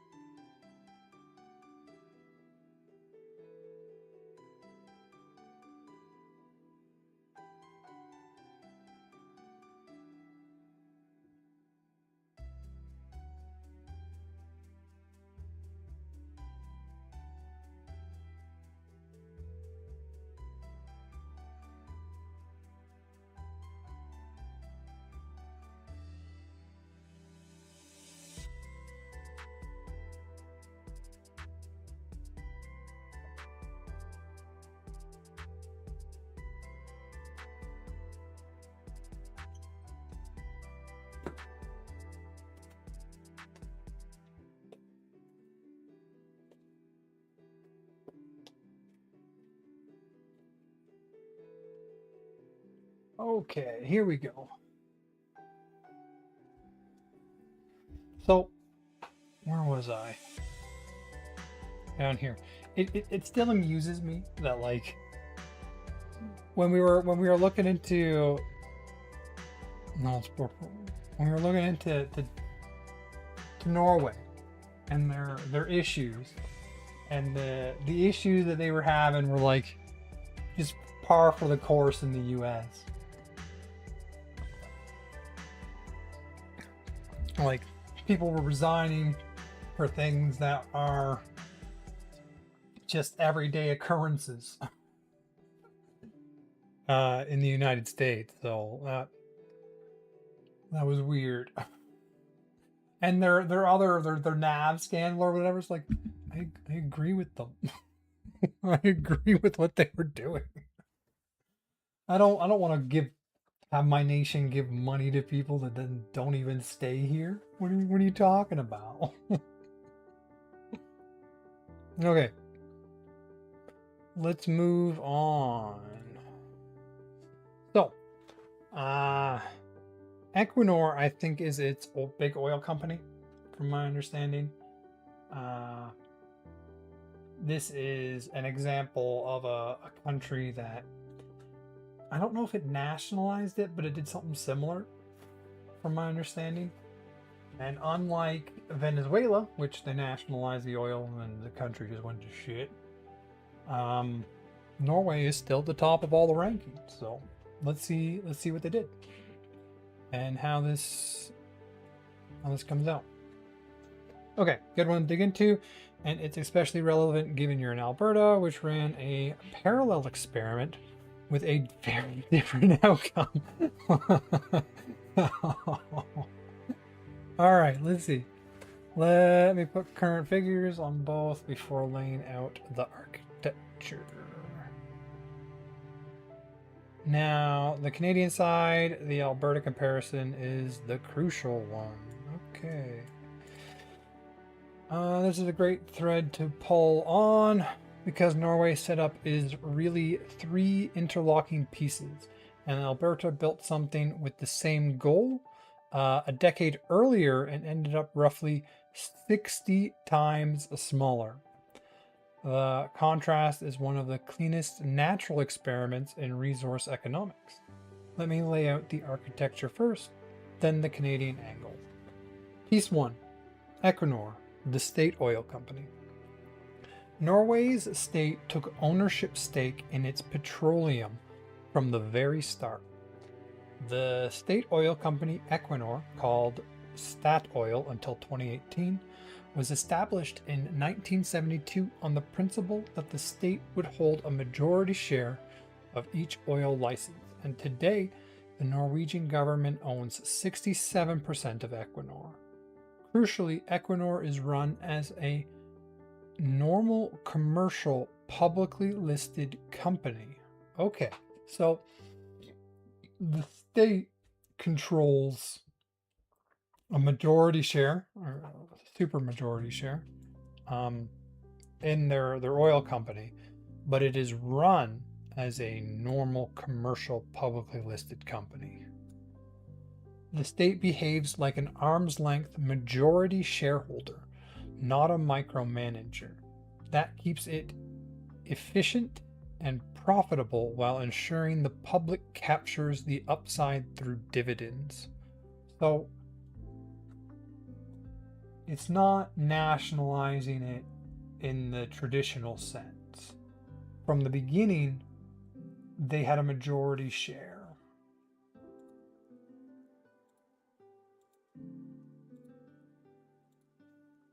Okay. Piece 2. The revenue pipeline.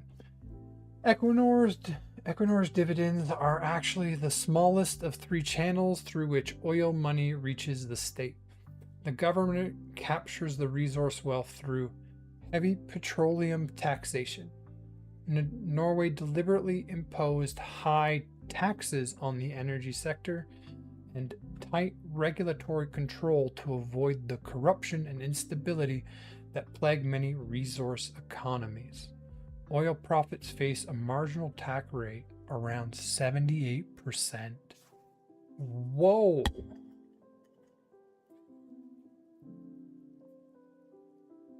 That is large. But these are profits, so the money made after all expenses are accounted for. I mean, oil can be incredibly profitable, so. Direct state ownership of fields. The government holds direct stake in oil and gas fields, which is estimated to generate around 263 billion in net cash flow. Equinor dividends around 25 billion in 2026. Is NOK their currency? Right.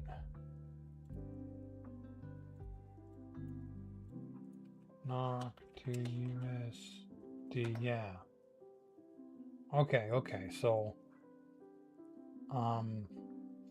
we're looking at a factor of 10. You need basically 10 Norwegian NOK to equal 1 USD. So 26 billion in net cash flow, 2.5 billion from dividends in USD. Altogether, the estimate net government cash flow from petroleum in 2026 is about 68.6 billion USD, and all of it flows into the fund.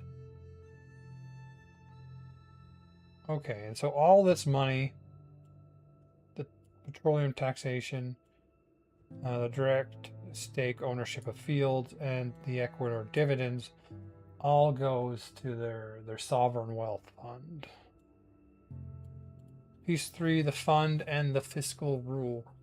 This is the masterstroke. The government pension fund global, the oil fund, was established in 1990 to manage petroleum revenues with long-term horizons, with the first capital transfer made in 1996. Despite the name, it has nothing to do with pensions. It's a vehicle to convert finite oil under the seabed into permanent financial wealth.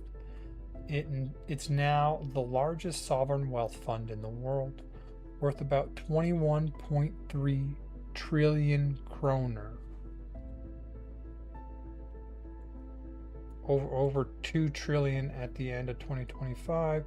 What's a kroner?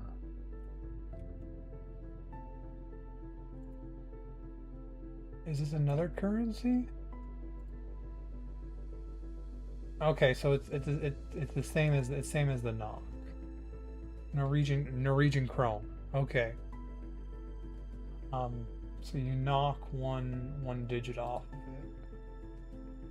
So 2.1 trillion. I mean, that's a large amount of money. That's nearly 4 times Norway's GDP. Roughly 3.8 million NOK per Norwegian. So that would be 380,000 USD per person in the fund. Like, that's a lot. And it's certainly better than being told, "Oh, here's your piece of debt."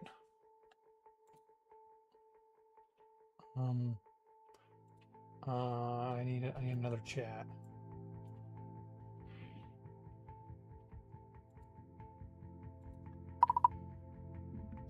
In the US, what is the number amount each person is responsible for the debt?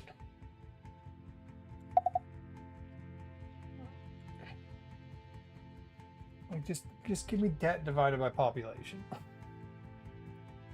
I should have asked for that. Okay. So this fund, about 380,000 per person. And it owns about 1.5% of all the world's listed companies. Over 390 per thousand per citizen. Yeah, because it's like 0.1. Spread across roughly 7,200 firms. Like, and that's what you get in Norway. And in the US, the total US national debt amounts to you get $113,792 in debt.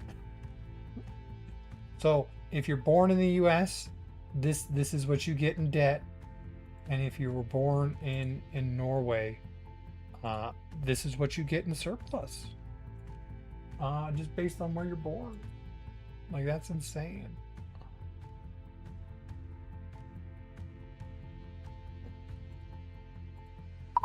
When you look at net debt, how much debt is each person in Canada responsible for? I should have said net debt for the US too. I'll look that one up next.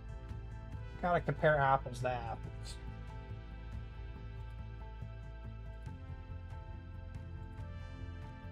But yeah, like that's crazy. 3 design rules make it work. It invests only abroad. I mean, this is the political aspect. If you invest inside your own country, it's going to get involved in politics. The fiscal rule caps spending. Just a good thing to make. You don't want it rated like outside of an emergency. Limits government withdrawals to the fund's expected long-term real returns, currently around 3% annually. Okay. Transparent and ethics. It's tightly regulated, highly transparent, managed by Nord's Bank Investment Management, and follows strict ethical guidelines that exclude industries like tobacco and certain weapons. The insulation from day-to-day politics is the whole point. Resource rents get captured, separated from the everyday budget, and constrained in how fast they can be spent. Just a good idea all round. Where are we? Here we are. For Canada, the answer depends on which level of government you're counting. So let me give you both. The clean federal number and the fuller picture. I want to look at the full picture. Since provinces carry significant debt of their own on this basis, the highest combined. Newfoundland and Labrador has the highest combined debt per person at 71,611. Alberta has the lowest. So in Alberta, you're only responsible for 42,368. 42,000-ish dollars in debt when you're born. Like, it's a far cry from Norway's 39,000 surplus that they're born with. But I mean, like, it's also better than the number we were getting from America. Let's go net debt. What is the net debt of the US divided by the population?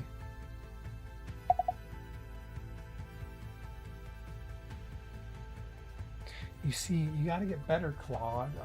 ChatGPT doesn't get my ahs, likes, and It cut that stuff out. Okay, Alberta. The Alberta Mirror. Same idea, very different results. Here's where it gets pointed for you in Alberta. Alberta created the Heritage Saving Trust Fund in 1976. I mean, it could have been so good. More than a decade before Norway, to collect a portion of its non-renewable resource revenue starting from 1.5 billion. Nearly 50 years later, it stood at 31.9 billion. What was theirs? Um, theirs was like 2 trillion or something. Yeah, I'm pretty sure it was a little over 2 trillion. So, as of December 31st, 2025, Norway started later. It's north of 2 trillion. Same idea, same era, same per capita size population, both around 5 million. About a 60-fold gap in outcome. What happened? That's not good. The most common net measured in the US. Okay, give me the numbers. So it goes down a little bit. So 91,400 per person in the US. And in Canada, that number was 71,000. Okay, that's the highest in Labrador. Somewhere in the middle between that one and that one. I mean, like, that's not good. Why do we keep running debts? The US doesn't typically headline a single net debt number the way Canada does, so net can mean two slightly different things. Debt held by the public is the standard one. There's also a stricter IMF measurement. So that's their current debt divided by about their population to equal approximately that. This also makes the Canada comparison cleaner than before. Canada's federal net debt was about... So Canada's federal net debt was about 35,000 per person. The comparable US figure is roughly 91,400.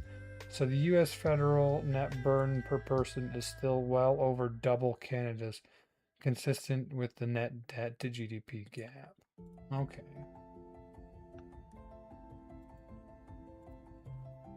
What went wrong wasn't bad luck or worse geography alone. It was the absence of Norway's 3 rules. We went through them here. Invest only abroad. The fiscal rule caps spending, transparency, and ethics. There's 3 rules. No automatic deposits. Alberta saved from selected surpluses at government discretion. There was never a rule requiring a fixed share of resource revenue to flow in. So when, I mean, like, that's just... It's obvious that's going to fail. If you don't have a fixed rule, you're very well just at the whim of politics. And if you're at the whim of politics, you get bad results. Because politicians think in the now and not saving money and taking money out. That's the now. For some reason, that's always the now. I don't like that it's the now, but because we could have trillions in that fund if it wasn't if you just didn't let it get affected by politics. Okay, there was never a rule requiring a fixed share of resource revenues to flow in. So when prices were high and budgets flush, the money went to popular programs. When prices crashed, deposits paused. No spending discipline / frequent raids. The fund saw inconsistent contributions and more often than not withdrawals to cover operating expenses, with historic net withdrawals totaling over 20 billion since inception. For decades, the fund's investment income was siphoned into the general budget rather than reinvested. The counterfactual is stark. University of Calgary economics Trevor Tombe calculated that if Alberta had simply followed Norway's rules, depositing all resource revenue and withdrawing only about 4% a year, Albertans would be sitting on roughly $500 billion today. So could it be a model for Canada? Yes, but with 2 real obstacles. The mechanics are entirely replicable. Alberta's recent reforms prove it. In 2022-2023, the law was amended to require that income generated by the fund stay in it unless a withdrawal is specifically authorized. and the province now has a plan to grow the fund to 250 billion by 2050. That's Norway's spending only the returns principle finally bolted on. But two structural problems remain true. Norwegian model But two structural problems make a true Norwegian model generally harder in Canada. First, federalism. This is a deep one. Canada has struggled to replicate Norway's model largely because resource revenues are decentralized across the province and because political incentives favor immediate use, which is why Canada's closest equivalent has always been provincial rather than national. Under the Canadian Constitution, natural resources belong to the provinces, not Ottawa, so there can't easily be one national Canada oil fund, the way Norway has a unitary national one. It has to be Alberta's fund, Newfoundland's, and so on, each subject to its own province's politics. I mean, Norway managed to remove their country's like oil company and their oil revenues from politics with these three rules. Replicate the three rules and you will replicate the results. In fairness, there's an honest counterpoint to the Norway shames Alberta narrative. Norway offshore oil is cheaper to extract and higher margin than Alberta's oil sands, so each barrel generates more captured rent, and Alberta arguably did spend a lot of its resource wealth just invisibly by keeping taxes very low. It's the only province with no sales tax, the so-called Alberta advantage. That's a real disruption of the wealth to that's a real distribution of the wealth to residents, just consumed in the present rather than saved. Reasonable economists like Max Bauwacht argue the difference makes a direct comparison only partly fair. The bottom line, the Norwegian model rests on 4 transferable pillars: capture the rent aggressively, taxes plus state ownership, automatically save all of it, spend only the real returns, and invest abroad while keeping the whole thing transparent and depoliticized. None of that is technically out of reach for Canada. Alberta is now belatedly adopting pieces of it. The binding constraints are constitutional. Provincial ownership rules out a clean national fund, and political, Norway's discipline was locked in early and protected from raids, which Alberta never did. The lesson isn't that Canada can't do it, it's that the hard part was never the investing, it was the self-restraint, and Norway built institutions that made restraint automatic rather than optional. Okay, so a direct comparison is only partly fair. I agree with that, but like, I also think we should be adopting these rules. And you could have had $500 billion.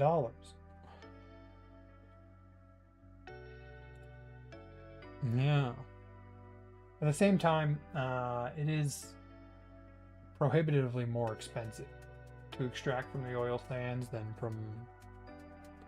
I mean, I don't know how much it is to cost to extract from an oil rig. I know, like, it's incredibly cheap if you go to, like, the Middle East, like Saudi Arabia, but I don't exactly know where it falls. It's definitely cheaper than the oil sands.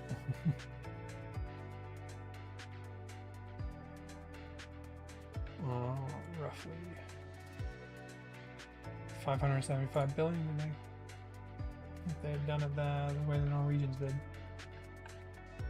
Okay, this one's gotten way too long. We're gonna move on from Norway. Sounds like they got their shit together though.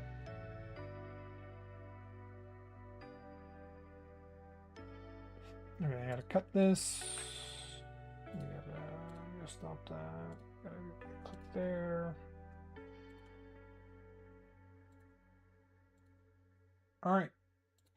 I was asking a question here, and I'm gonna try and go a little bit more into this. So many systems, even in the proportional representation, um, you're still voting for a party, or you're voting for a person, and then the votes for that person also control how much influence that party gets. And I was wondering, could we remove the party element? Could we create a system that you vote for a person, not a party, and the person gets a certain amount of power within your parliament based off of the votes they personally get. No party involved. And so they would probably, like, you'd also have to set it up so that they would get funding based off their like how many votes they got, what their representation was within the legislature. That way, like, they could hire a team to run, like, to do all the legislative stuff, because, like, a lot of things are split amongst parties, and so you'd still have to create a team to do that, and in a way that's party like, but that is all dependent on the person you voted for rather than the party. And so there, in that way, when, like, that person leaves politics, it's not like the party just changes and picks another person. It's a whole new person you're voting for. So let's have a look here.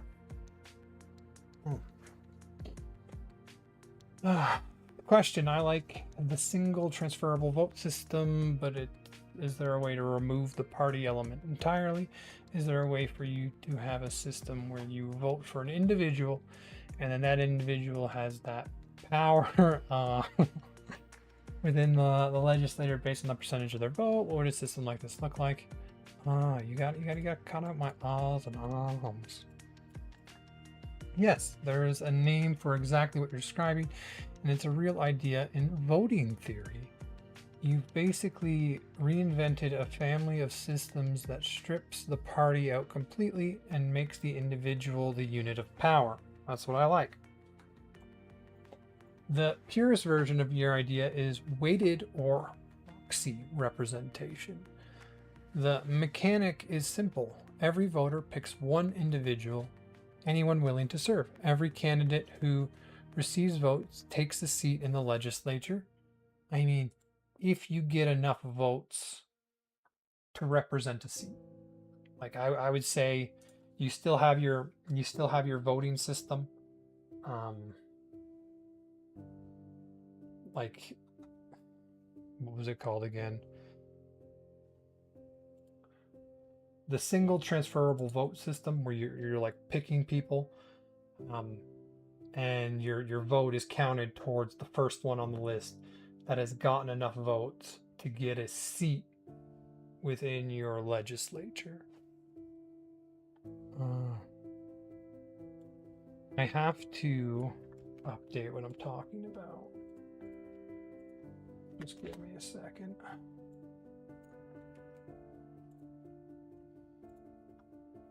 Kick.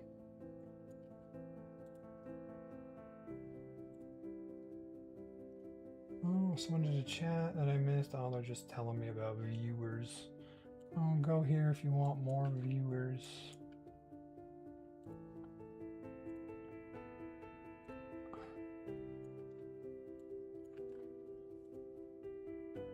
Here we go. That should be everything. Let's continue. Where were we? But instead of one person, one vote. Okay. Anyone willing to serve? Every candidate who receives votes take a seat in the legislature. But instead of one person, one vote on the floor, each legislator casts a weighted vote equal to the number of citizens who chose them. Yes, but as I said, you need a certain number of chosen citizens, and you have like the multiple voting system where you get to vote, put your most preferred candidate. If they don't get enough votes, like you'd have a bar set, like you need 0.3% of total votes to get a seat and to be in the room.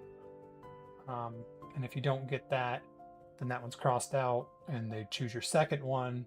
If they don't get the limit, then they choose the third one. Most people would vote for someone who would get enough votes, and so most people just have to write one name. But you'd still have that there for the representation, and that encourages people to try and vote for someone. Like you could vote for the person you want most to get in there, and then you can just back it up with someone you know will get in. So someone who won 80k votes carries 8 times the legislative power of someone who won 10k votes. I mean, with how many millions of people there are in our country, probably got to get, I don't know, like 20, 30k to even make it there. But obviously that's something you'd figure out when you're making the system. There are no districts, no party lists, no seat allocation formulas. Proportionality isn't computed at all. It just is, because each person literally holds the votes that were given to them. That's the elegant part. It's the most direct possible mapping from how many people wanted this person to how much say this person has. The problem you immediately run into is the same single transferable vote solves with transfers, and it's worth sitting with because it's the crux of the design. If you vote for your neighbor and she only gets 300 votes, what happens to your vote? Okay, so this is something I've already talked about. In the native version, she takes a seat with trivial weight, and your legislator has tens of thousands of near powerless members. This is what you want to avoid. Yes. Physically unworkable. So almost every serious version of this idea adds a transfer step, and that gives you the most famous named variant. Ooh. Asset voting. Okay. So it tells me I want to save that name.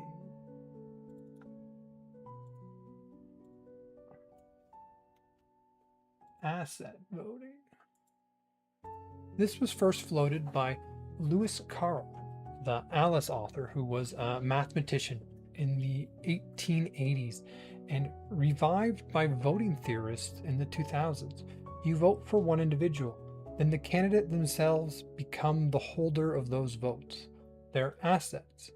The candidates below the threshold to hold a seat can donate or negotiate their accumulated votes to others. Your neighbor with 300 votes can hand them to a candidate she trusts, who then crosses the quota. So no votes is wasted. So my idea was a variation of this, right? Like the single transferable vote system where you pick multiple people. You would pick multiple people, and the first one to cross the threshold of representation, probably 20, 30,000 votes. I mean, again, I'm not doing math here for it. So you'd find the threshold set to get you what you think is a proper number of people in Parliament. You'd set that threshold, and you'd pick your list, and the highest one on your list that crosses that threshold, that is where your vote goes. And so there's none of this vote giving stuff. But you can pick basically anyone, but you want to have someone you know will cross the threshold somewhere on your list. So no vote is wasted. It stays under the control of the person you chose, who acts as your agent. The legislator consolidates down to a workable size.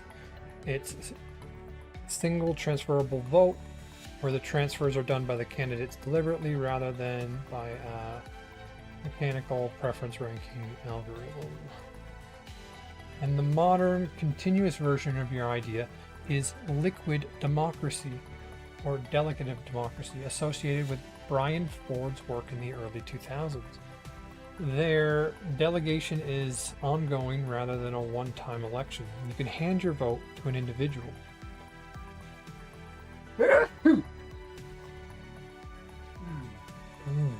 Okay. You can hand your vote to an individual. That person's weight reflects everyone who delegated to them. And crucially, you can pull it back at any time. Oh, interesting. Or they can redelegate it onwards. It's your weighted individual idea turned into a live revocatable system rather than a fixed 4-year term. So that is interesting. Like, to remove terms entirely from a democracy and allow a person to vote for an individual, and you can change that vote at any time. And so they're like a leader's power or someone's power in the system would go up and down based on their like approval rating, essentially. And so if somebody does something in Congress that you don't like, that you could very directly, very immediately lose power within the legislature. I mean, like a system where people were more involved in politics, this would be like, it would be a better system to use this. But people, like, this would require people to be involved in politics continuously, and I don't think that is reasonable for an average individual. Like, I don't, the 4-year vote, I'd argue, like, I personally want to see like a 3-year system where on a specific day every year you would vote for your federal, your provincial, and your municipal, and you would rotate through those 3, and you'd have that vote on the same day. Make it a holiday every year, and so you'd have something to vote on at that same day every year, and you'd rotate through those 3 systems. But active, like, I see the appeal. I don't see it working in modern society. So what? Okay, let's continue. What would your system actually look like in practice? Picture this: a legislator with, say, a cap of 200 seats. I mean, you don't cap seats, you cap how many votes you need to get a seat. On election day, everyone votes for one named human, no party. Okay.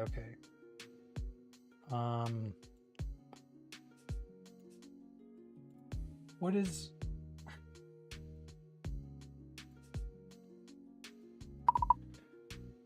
is the system where you get to vote and you get to choose multiple candidates, and it's the first candidate that passes a certain number of votes where your vote actually counts? What's that system called?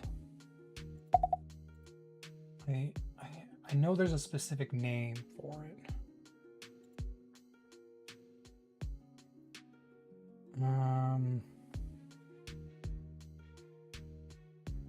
The genuine interesting consequences. Okay, the concept of a safe seat or malapportment disappears because there are no distinct boundaries to draw. Weight just follows people. A wildly popular independent could enter with enormous personal weight and no party machines behind them. Conversely, a backroom party fixer with no actual voter would choose has no path in because there's no list to be slotted onto. But the problems are real and worth naming honestly. Parties have a way of reconstructing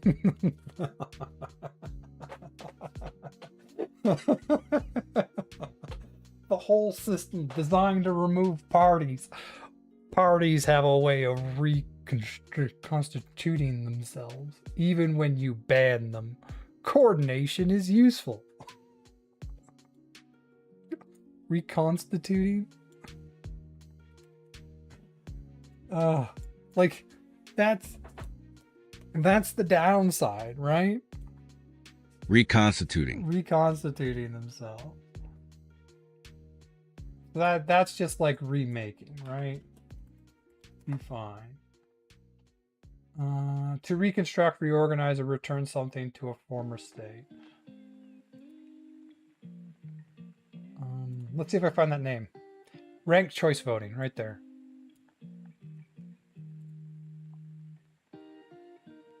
I like that.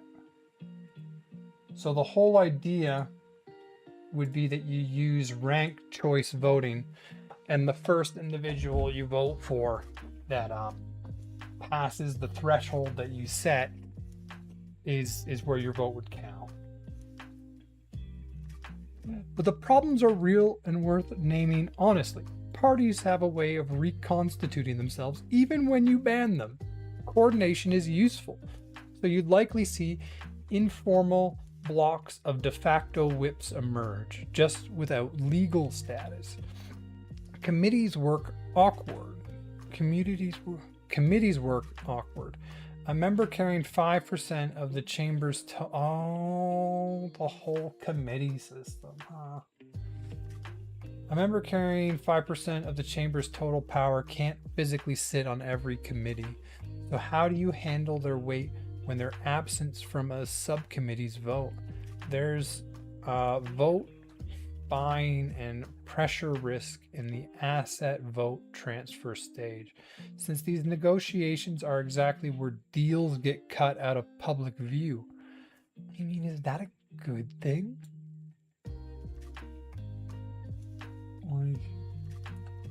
And Wade voting can produce a single individual with, like, couldn't we just create a system where committees are handled independently and they are brought before your legislative body?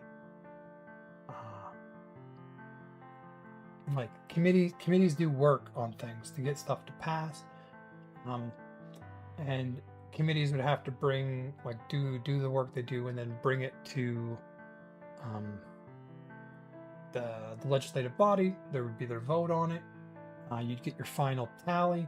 There would be a discussion period. The committee would have to go back, rediscuss the topic, because if it doesn't, if it passes, it becomes law. But assuming it doesn't pass, they would then have to take the input from the legislative body, redo the committee work, bring it back, and have another vote. And you would repeat the cycle until whatever job the committee was assigned to do, whatever law they were trying to pass, would be passed or eventually folded because they couldn't get the votes for it. In this way, you essentially you're taking the committee work out of the legislation into a third party, but the legislation is the one voting, and the committee is designed to get whatever it is whatever law they're trying to debate. They're designed to get that passed and to make the changes necessary to get it passed. And if you have proper representation within the legislative body, the final version is going to look, it's going to be like the most representative version of it, right? Okay. And weighted votes can produce a single individual with enormous personal weight to be near decisive, which is a concentration of power that single member systems specifically avoid. There's also a transparent cost. Voters can follow, my party got 30%, so it has 30% of seats, more intuitively than my vote was transferred by my candidate to a third person I didn't pick. That's fixed with ranked choice voting.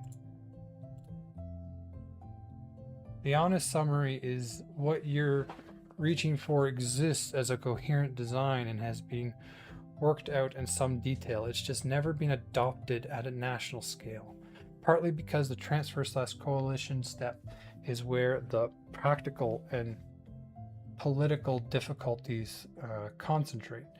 Asset voting is probably the closest thing to a complete worked out version of your specific intuition. What was asset voting again?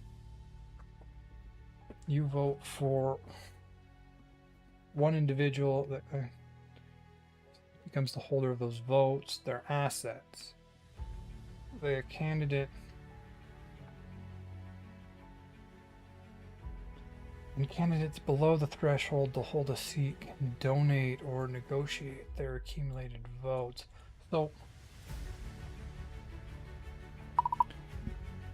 So I'm thinking something similar to asset voting, but with a ranked choice voting system where there is a specific threshold set in order to keep the legislator at a reasonable number.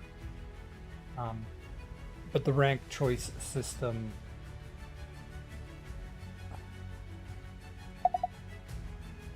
where am I? It was similar to asset voting, but with a ranked choice voting system where the threshold set in order to keep the legislator at a reasonable number.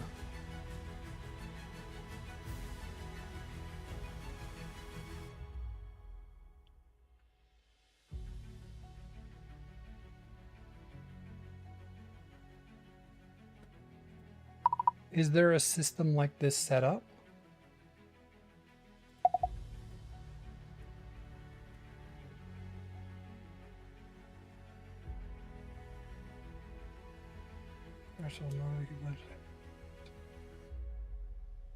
Or like laid out.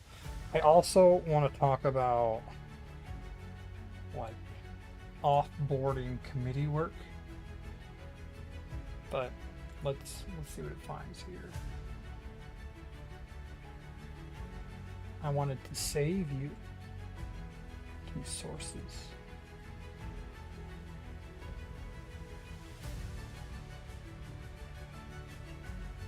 I want to save you resources. My sources are starting to get too long. I might need to put folders within folders.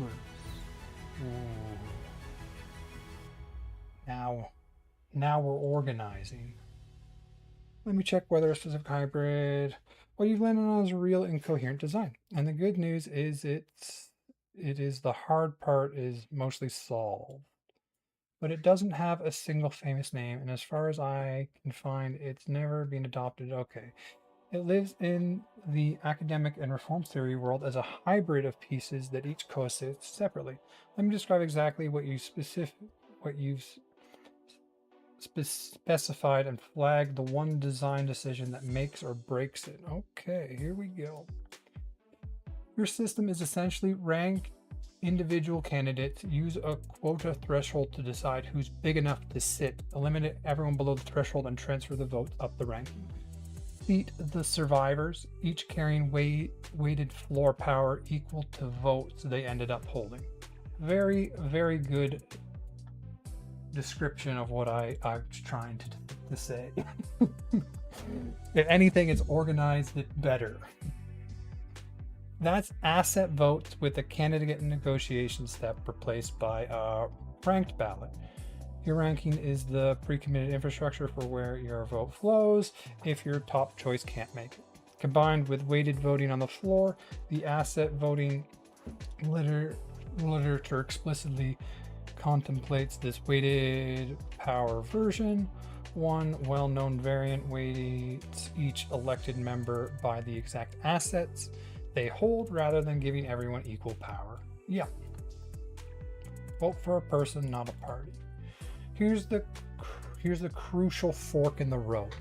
and it's the thing your design has to get right. Standard single transferable vote / proportional ranked choice voting does something that would quietly destroy your whole concept. Surplus redistribution. In ordinary single transferable vote, when a candidate exceeds the quota, the excess votes above the threshold get transferred away to other candidates. A candidate 200 votes over the threshold has that surplus transferred out, so they end up sitting right at the threshold but not above it. The entire point of that step is to make every winner end up holding exactly one quota, i.e. equal weight. If you ran your system with the normal, well, I mean, I'm moving away from the single transferable vote system at this point. So if you ran your system with the normal, every legislator would come out essentially equal, and that, so that is a misunderstanding. So your system must do the opposite: elimination from the bottom, but never redistribute from the top. Yes, exactly.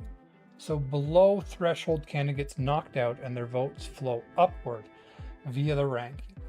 Pure instant runoff mechanisms on the elimination side. But a candidate who clears the threshold keeps every vote they hold and walk into the chamber carrying all of it as weight. The threshold isn't a target everyone converges to, it's just a floor for administration that keeps the chamber from filling with thousands of trivially weighted numbers. That asymmetry, so exactly. And the whole ranked choice voting ensures your vote goes to someone who will have a seat and have a weight. That asymmetry transfers the losers, freezes the winners. Yeah. It's the precise thing that distinguishes your idea from single transfer vote. Yeah. And it's why it produces unequal legislative weights where STV produces equal ones. Mechanically, it would look like this. Say you set the chamber to a workable size by picking a threshold. For instance, 0.5% of national vote earns a seat, capping you at roughly 200 members. Everyone ranks capping you at 200 members. You're going to have far less than that. Like, you'll always have popular candidates. You'll always have your Donald Trumps that'll swing a lot of votes. So I imagine you probably only have like 40 or 50 members. Everyone ranks individual humans, no parties. You run elimination rounds, lowest candidate drops. Their ballots move to each voter's next ranked surviving choice repeat. Yeah. You stop eliminating once remaining candidate is above the 0.5 threshold. Those survivors are your legislature. A wildly popular independent might enter holding 4% of the national vote, and therefore wield 8 times the floor power of a member who's scrapped in at 0.5%. On any bill, you sum weights rather than count hands. Yes. A couple of honest wrinkles worth knowing. Good. I like wrinkles. Since you're clearly designing this seriously, I mean, I don't know about that. First, there's a tension between cap the chamber size and no wasted vote. With a hard threshold, the votes of people who enter ranking consistent of tiny candidates who all got eliminated can still end up exhausted. Okay, let me read that again. With a hard threshold, the votes of people who enter ranking and whose entire ranking consisted of tiny candidates. I mean, I imagine like you'll vote for a tiny candidate and then you'll eventually just vote for one of the big candidates that you know is going to make it. And so you won't have too many people that are like, oh, this is like, okay, let's continue. Entire ranking consisted of tiny candidates who all got eliminated can still end up exhausted. The threshold is doing exactly the job you want, keeping numbers sane, but it reintroduces a little of the wasted vote problem that pure asset voting avoids by letting candidates renegotiate. Like, a little bit of wasted vote problem. If it's ranked choice voting,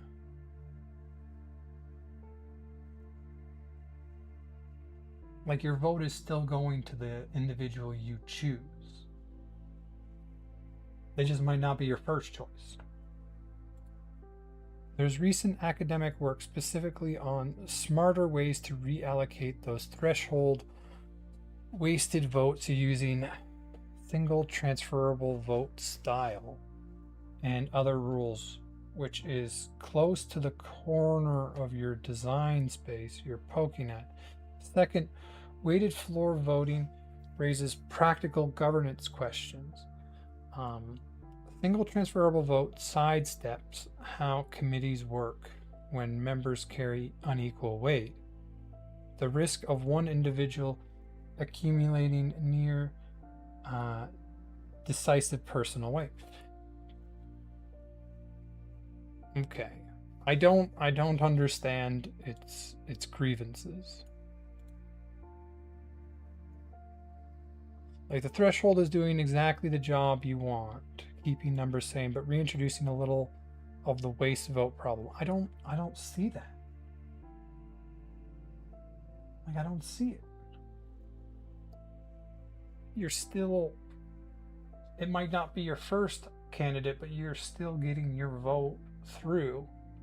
There's no waste.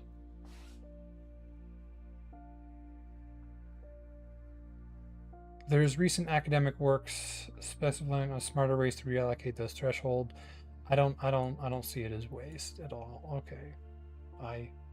I note your criticism, but I do not care.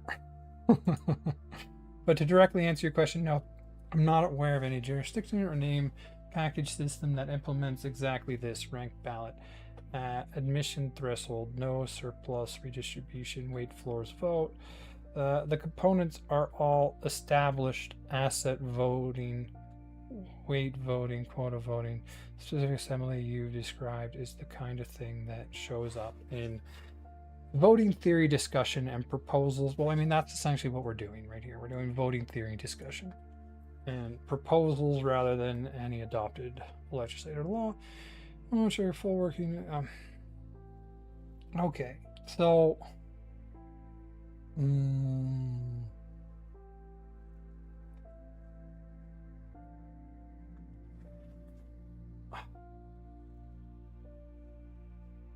I need a name for the system so that we can continue talking about it.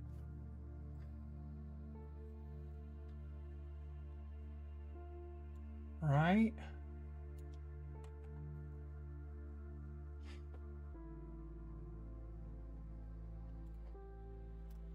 This is the system. What good name going forward? Just so that we can refer to it.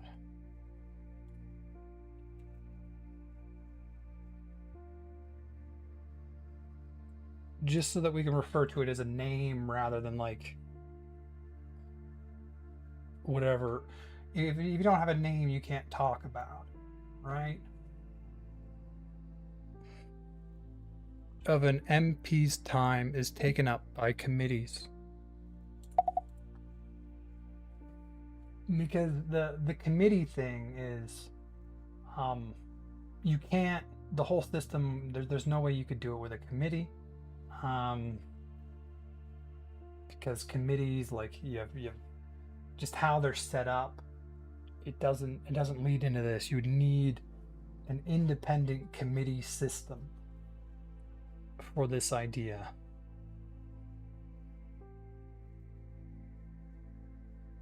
Okay, the main reason there's no tidy figure, whether an MP 21% of MP form part of that payroll's vote. Okay, that's not.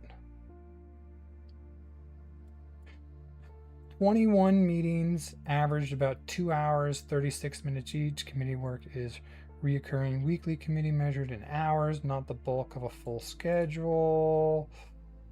Committee works possibly somewhere in the range of 10 to 20% of their parliamentary time during sitting weeks. So it's not that much. 10 to 20% of parliamentary time. Good naming for the voting system has 2 jobs at once. Okay, let's just look at ideas. Weighted transferable vote. We're not transferring anything, so I don't want to do that. I mean, it sits one word away from single transferable vote. So anyone who knows single transferable vote immediately understands the ballot and transfer mechanisms. I kind of want to get away from the single transferable vote, though, because that was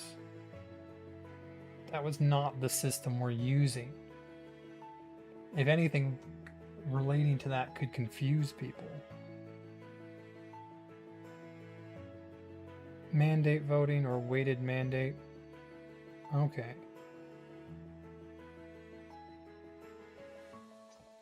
Ranked asset voting.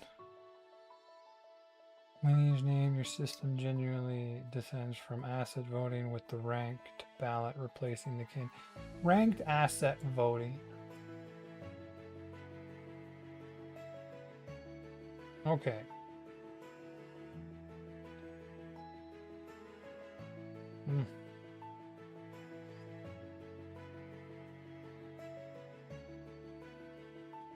Okay.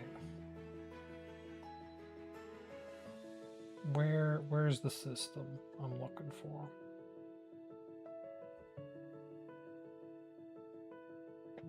Individual candidates use quotation threshold to decide who's big enough to sit, eliminate everyone below threshold, and transfer their votes up the ranking.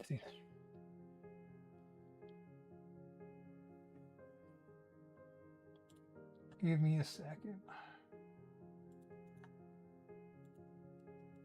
Rank asset voting equals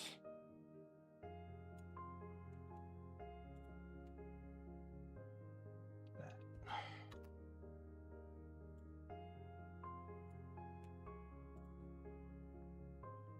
Yeah, I'm just playing with an idea.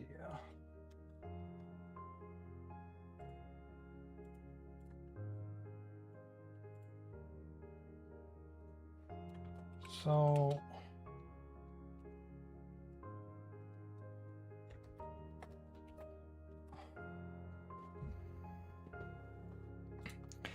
the biggest issue I see with a system like this is the committee aspect of government. Now, what if we were to create like a third party independent group that essentially did committee work and then brought their results to the legislature for a final vote?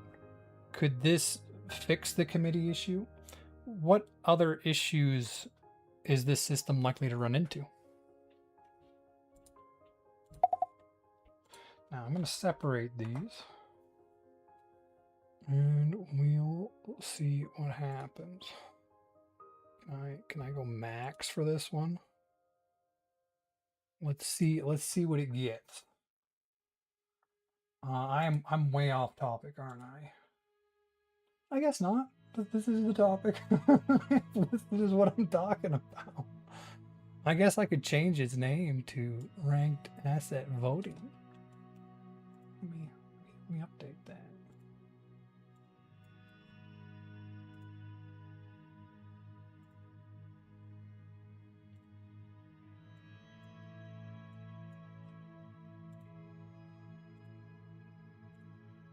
Well, it thinks we update.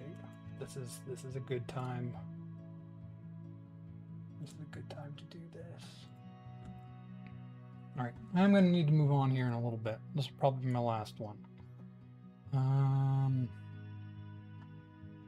What to get into next? I mean, like, gerrymandering isn't really a thing in Canada.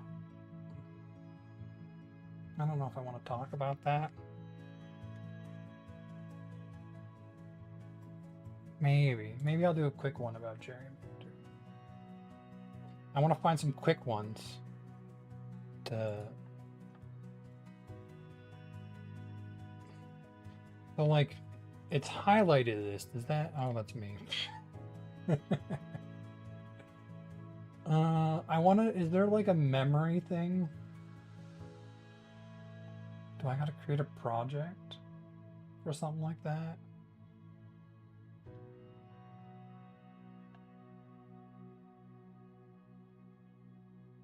Ranked asset voting.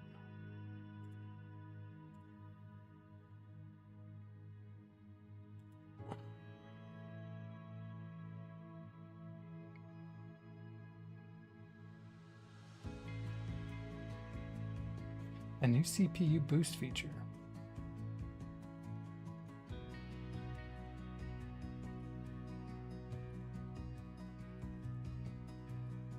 Okay, let's have a look. Okay, here's the thing. Here's, I mean, like, I dislike it when it says stuff like this because it's almost like you're not getting a neutral response. To a degree, AI is like social media in that it wants to keep your attention on it, and so it kind of feeds into kind of like a yes man, right? And if you've seen anything, any government, like look at the Russian government or even the U.S. current government, yes men don't lead to good results. Surrounding yourself with yes men is how you get bogged down in a war in Ukraine for what are we at, like 4 years now? Like, and so I don't like it when it does that. And it's worth knowing that what you're proposing has an almost exact real world precedent. Well, that's what I want. Which is the best evidence that it can work and the best illustration of why it's used so sparingly. Okay. The precedent is the base closure model of the US. Uses BRAC. An independent commission does all the detailed political fraud work, studying which military bases to close, and produces a finished package that the legislator can vote up or down with no amendments. It was deliberately built to solve a collective action paralysis.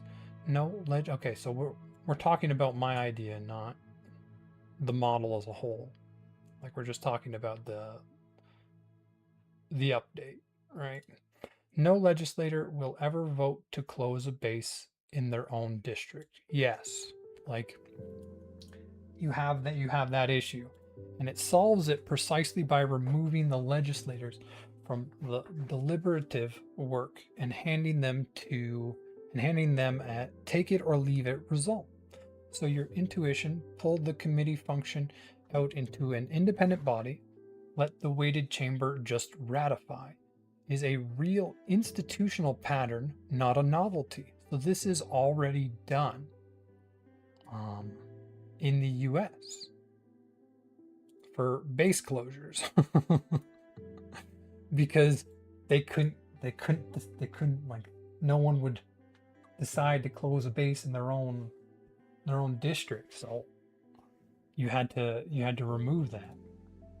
And mechanically it does fix your problem cleanly. The reason committees break under ranked asset voting is that a member holding 4% of the chamber physically can't sit on every committee, so their enormous weight is absent from most committee rooms. And the idea is that if you hold 4% of the weight, like you get funding based off your voting weight, right? And so with additional funding, you could have people that go more deeply into like how the committee is doing stuff, and like you would have more resources to make a better decision. um, at the same time. If the committee work happens in a separate body, that problem evaporates because the weighted legislator only needs to assemble for the one event, the final floor vote, where everyone weight is actually present. But notice that you've traded for it. Notice what you've traded for it. Because this is the crux, you've moved an enormous amount of real power to a body nobody voted for. I mean, in the end, the legislature is what decides what's law. And if you cannot bring a proposal to the legislator, they accept. But I get it, the body has wording and in any legislator, the committee function isn't just clerical, it's drafting, agenda setting, and the power to not advance something. Whoever controls what reaches the floor and in what form controls a huge share of the outcome. Okay. An up or down vote on a finished bill is far weaker than line by line amendment power, so your weighted legislator risks becoming a rubber stamp with the real governing happening in an unelected body. That's an issue. that is a problem. Which somewhat defeats the point of so carefully measuring each representative's mandate. And there's a second problem hiding in who staffs this body. If the legislator appoints it, the chamber coalition dynamic flows into the appointment. If it's a permanent expert corpse, you've created a technocracy. Either way, this is the most likely door through which your banned parties walk back in. Coordinating to control committee appointments is exactly the kind of durable alliance that is a party in everything but name.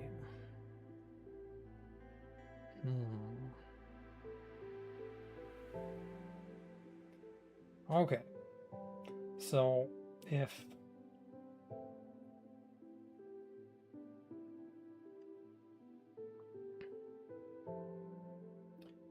the committee function,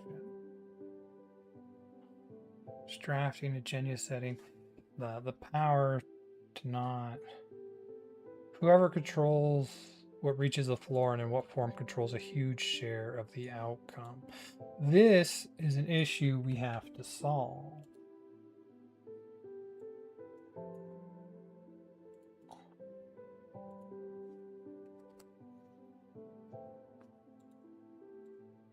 And you can't have everyone on every committee, right? And so that's where parties come in the first place. And so we got to solve that if you want to get rid of the party system. Okay, there's a cleaner fix that keeps accountability inside. Maybe it'll just give me an idea. There's a cleaner fix that keeps accountability inside the elected chamber, and it's worth considering as an alternative. Keep committees staffed by your elected legislators, but strip the deciding out of them and leave only the deliberating.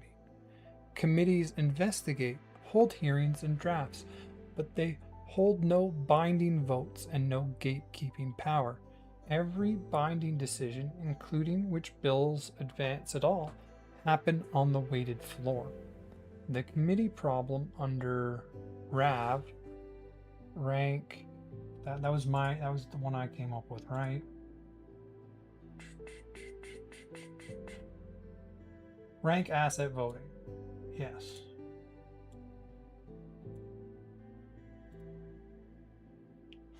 The committee problem under rank asset voting is really only a problem when committees vote with weight or can kill bills.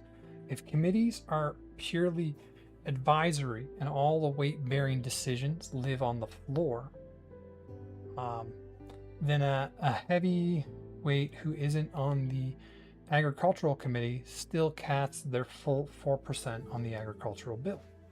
Committee members shape proposals but no longer distort outcomes. The cost is floor congestion,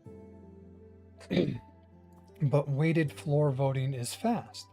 You're summing numbers, not wrangling hundreds of bodies through specialized work. So it's tolerable. This keeps the people doing the work elected and accountable, which the independent body version sacrifices. So it's saying to just, like, I'll be honest, I don't understand committees that well in their current form. So it's saying strip the deciding out of them and leave only the deliberating. So in this case, the people you elect would still be the ones creating the laws. But committees would have less deciding power, and they would only be shaping the laws.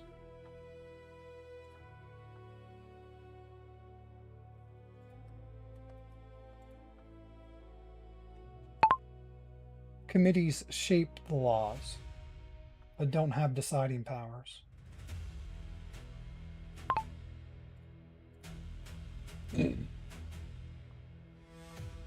It got all the punctuation wrong. I know you can't see, but it got it all. Committees shape the laws, but don't have deciding powers. Okay. Reasonable. I mean, like, the issue is at the same time, this is going to lead to so many more votes.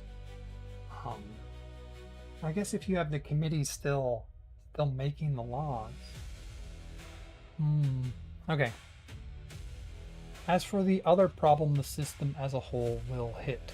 A few more serious than the committee question. Oh gosh, I thought the committee question was the worst of it. The deepest one is that voting power is not the same as voting weight. Okay, what do you mean? Voting power is not the same as voting weight. And this undermines your core design premise. You built the system so that a representative's weight equals exactly the citizens behind them, perfectly proportional. But in any weighted voting body, a member's actual influence, how often their vote is pivotal to the outcome, is notoriously non-proportional to their weight. A member with a large block can sometimes be mathematically decisive, far beyond their share, and a small member can be a dummy with literally zero power despite holding real votes. Well, this is all like you have to work with other people to get stuff passed, right?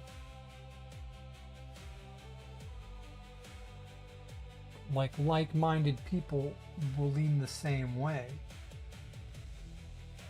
And so if you're voting for someone like-minded, okay, let's continue before I get into it.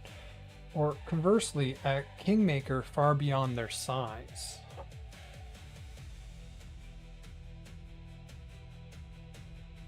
Okay. So the clean proportionality you designed at the ballot box gets scrambled the moment coalitions form on the floor. This is studied formally. Look up the Benson and Shapley-Sherbick power indexes. So this is the whole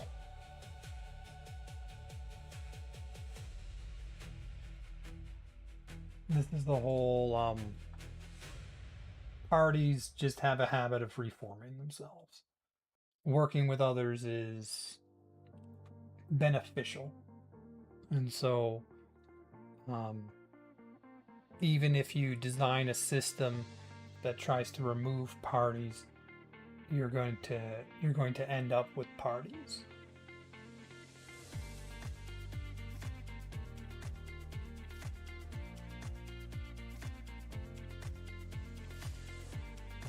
Voting power is not the same as voting weight. And it's the kind of thing that, okay, where was I? This is studied, and it's the kind of thing that's invisible until the system is running and someone realizes a 9% member effectively runs the chamber. Close behind. Concentration of power in a single individual. If a charismatic national figure pulls 15% of the vote, you've created a near veto player with no party to constrain them and no district to answer to. Exactly the concentration that equal weight systems exist to prevent. And the flip operational side, the heavyweight failure problem. If a member holds 5%, if a member holding 5% dies, falls ill, or simply stays home, that 5% of the chamber's decision-making capacity gone in one stroke. Vastly more disruptive than losing one of many equal members. You'll need a worked out answer for what happens to those votes.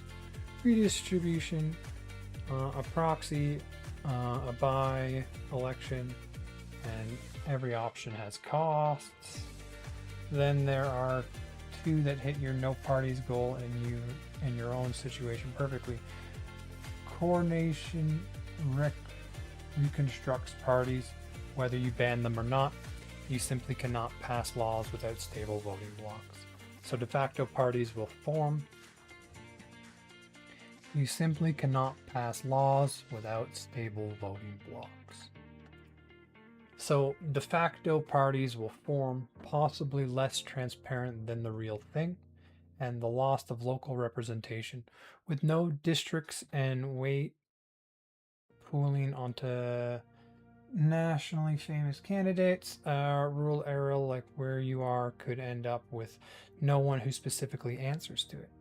District systems guarantee every place a representative, and this guarantees none. Related is the vote cognitive load problem.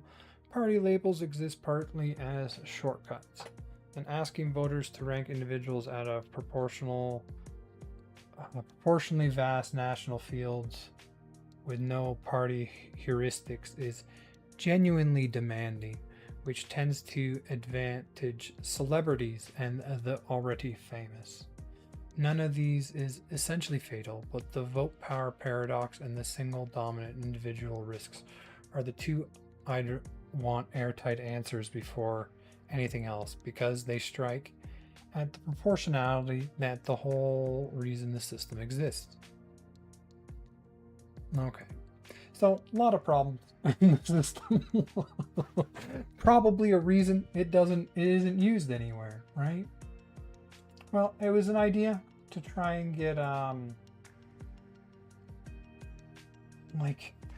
idea is to give more voices, a voice, right? Give more people a voice in the democratic system, and then give weight to that voice based off the population. But I think it hits at something core when it says you simply cannot pass laws without stable voting blocks. And therefore, voting blocks will always exist. Trying to remove them likely will not end well for a democracy. Okay, well, I'm going to move on. I'm gonna leave that here, though. Maybe I'll mull over that another day. We will go to a new chat. Oh, I gotta cut everything again. Cut, vertical, chop, chop.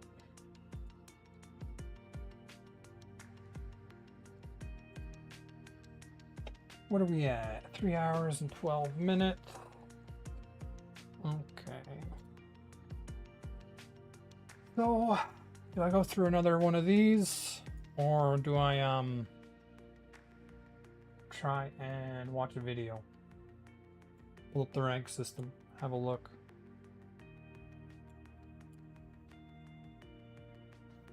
I mean, like, I want to talk about gerrymandering, but like, just have an independent commission set up the districts and remove the politics from it. Like, there's a very simple and easier way. I'll talk about it quickly. Let's see.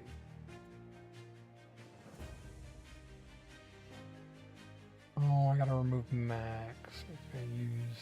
Let's go high. Gerrymandering has been in the news a lot recently in the U.S. And I'm wondering, is there a better way to set the system up?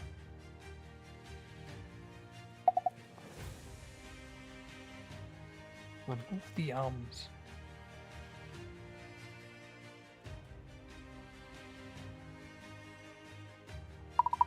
how can you remove politics from the creation of political districts?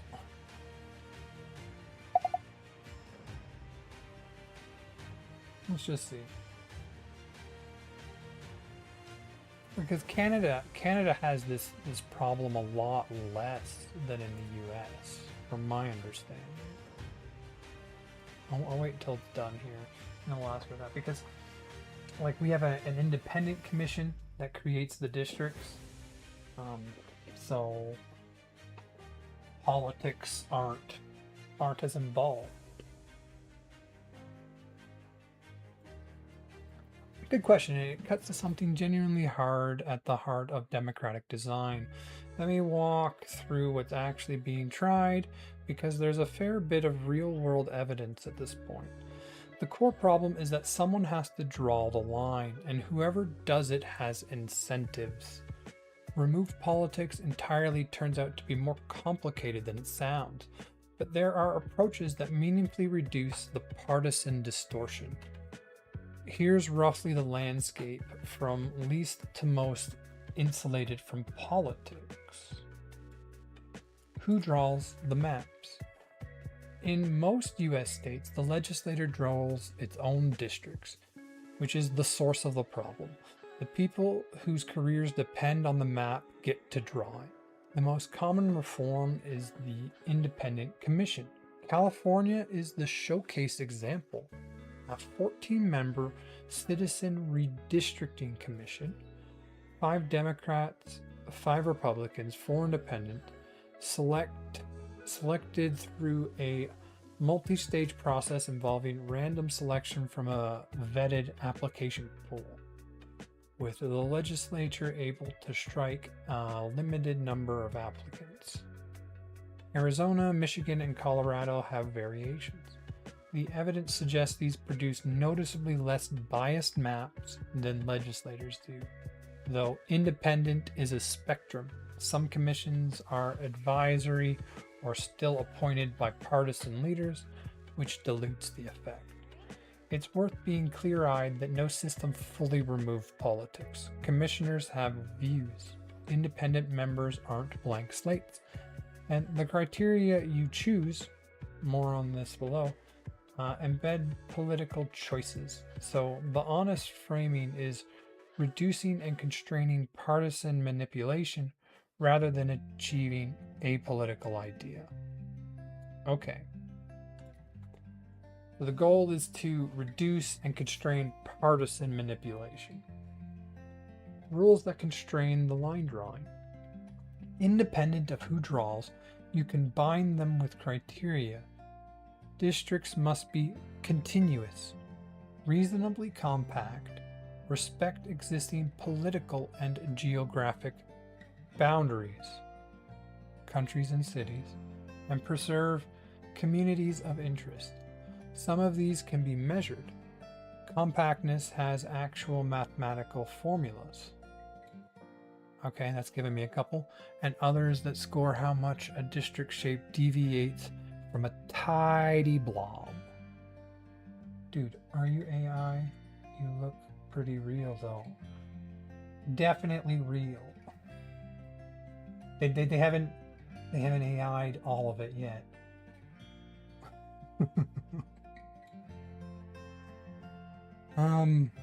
Where was I? From tidy blob. The catch is that compactness and other. I mean, if I was AI, I wouldn't be misreading words so often. Dude, are you AI? But you have AI. What? AI tag. I assume you are AI, but real good. It's impressive. It's just to make it more realistic. I'm definitely real. You're on Twitch and you're saying, I mean, I'm using AI. Is that why I have an AI tag? English AI. I don't know how to remove it.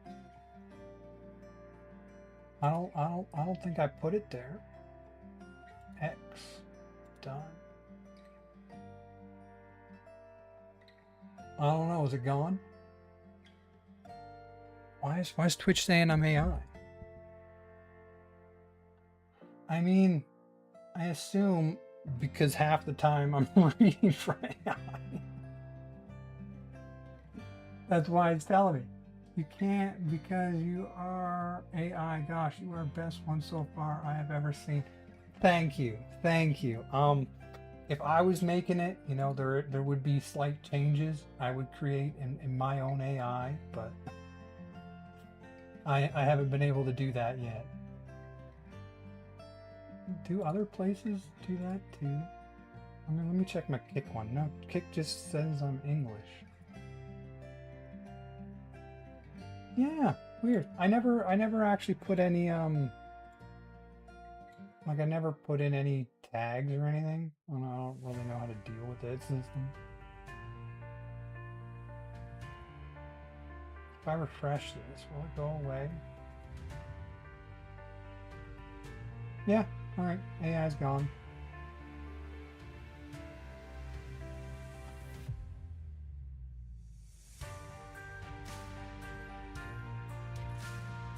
Well, nice to see you. We're gonna get back to gerrymandering.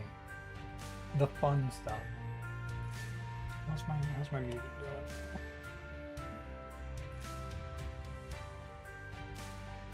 Thank you. Wish you a good day too, man. Music's still going. We're good. Did I update my stuff about gerrymandering? No.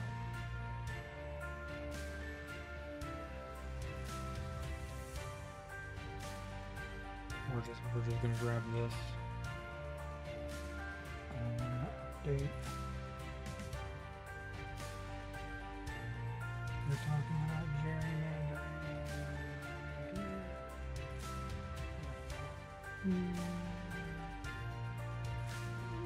Didn't change anything, huh? Same. Perfect. Everything looks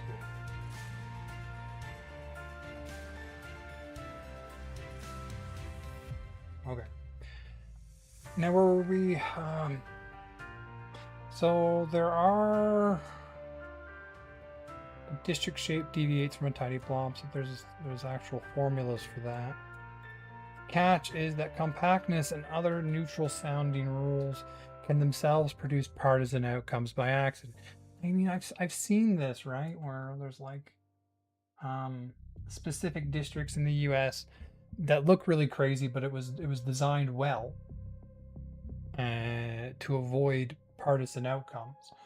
So like it's difficult to do because of where people actually live. Democrats cluster densely in cities, meaning many neutral maps still favor Republicans in the aggregate. A phenomenon sometimes called the geographic problem or unintentional gerrymandering. So you can't just optimize for compactness and call it fair. Okay. Algorithmic and mathematical approaches. This is where it gets interesting and where there's been real research progress. A few flavors. The idea of having a computer draw the optimal map sounds appealing, but breaks down immediately. Let's just have AI figure out all the districts. That sounds like a great idea. Like one of the things is when you learn about the origins and how AI started and how horribly, like, how to put it, like what kind of lean it had because of because it's just trained off training data, right? And so some of the original AIs and like AI chatbots out there, like if you gave it the word doctor, it would assume male. If you gave it the word nurse, it would assume female.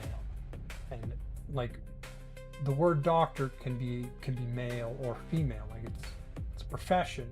It doesn't have a gender, and it would in the original models like it had a gender aspect to it. And so it can be racist. It is the collection of the training data you put in, and if the training data associates male with doctor, the final AI will associate male with doctor. And so these are things that they're actively trying to figure out and prevent with it.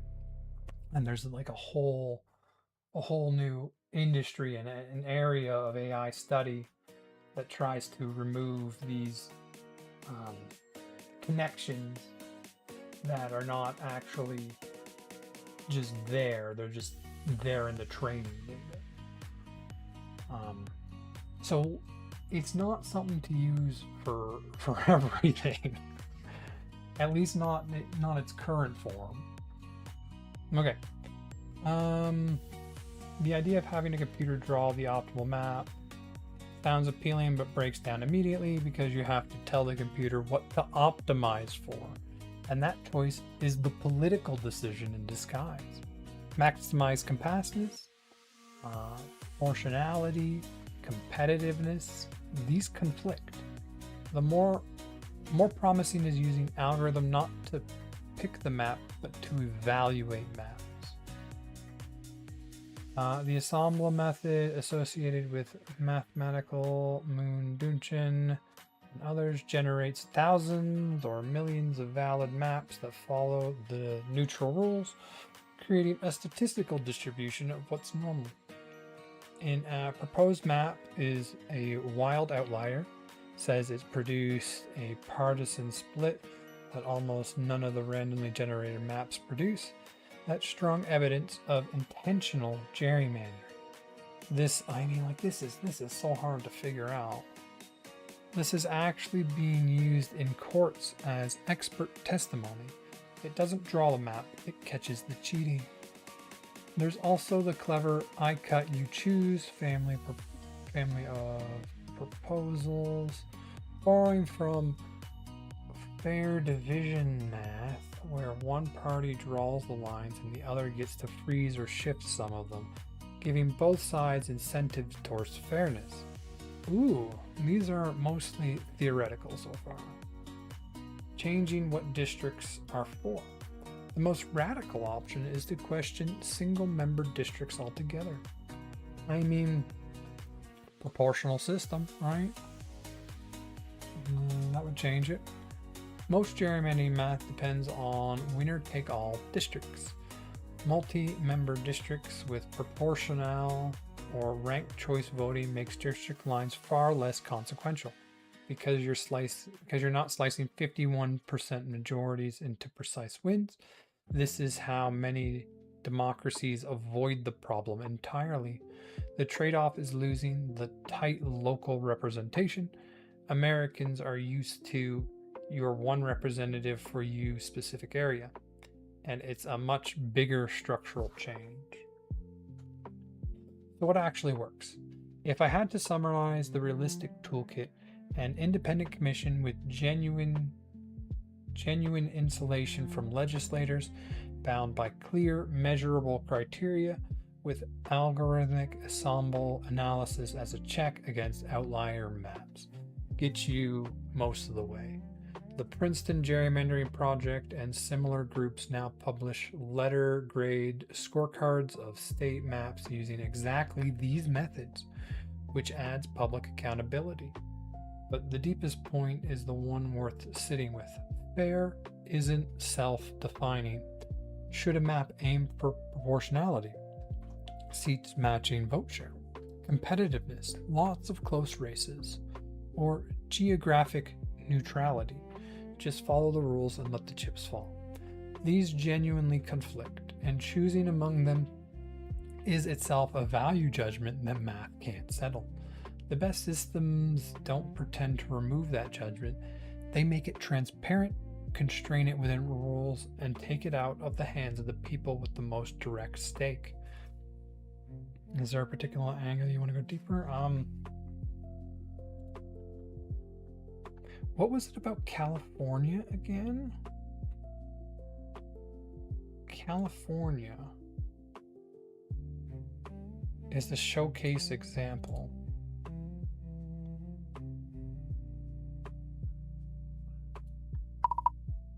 How does Canada prevent gerrymandering? Can you compare it to the California Redistricting Commission?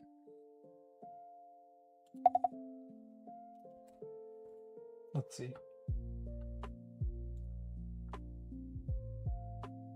Oh, hey, we got 3 people on Twitch.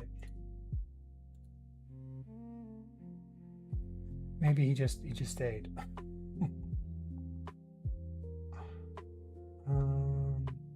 Wait, why is it saying unstable again?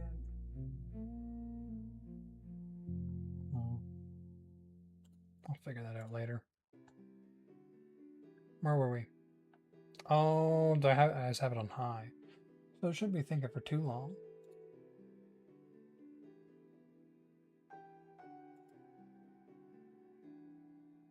Okay, well, it talks. Let's see if there's another topic we want to cover today.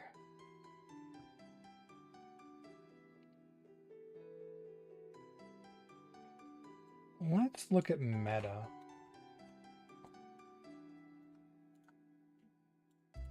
Because Mark Zuckerberg is trying to create the metaverse at a staggering cost. I don't think he's doing very well, but he is trying. And so I think I should look into it. Just to, you spending that much money on a project, I kind of want the project to be cool. Okay. Canada is one of the standard examples people point out to when they say gerrymandering is a solved problem. And the comparison to California is genuinely illuminating because the two systems solve the same problem with almost opposite philosophies. Here's how Canada's federal system works. The governing law is that the Electoral Boundary Readjustments Act of 1964 passed precisely because Canada had gerrymandering and malapportment problems before that with the governing party. So your gerrymandering has to get bad enough before you make the law to fix it. Apparently that's the rule. US, your gerrymandering problem is now bad enough. You can make the law to fix it now. With the governing party drawing federal maps. At each decennial census, 2 things happened in sequence. First, the number of seats. Okay. Let me get that word. Decennial. What is it?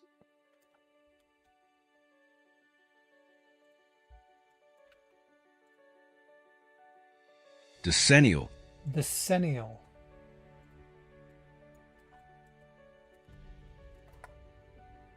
Happening every 10 years or lasting for a period of 10 years. Okay.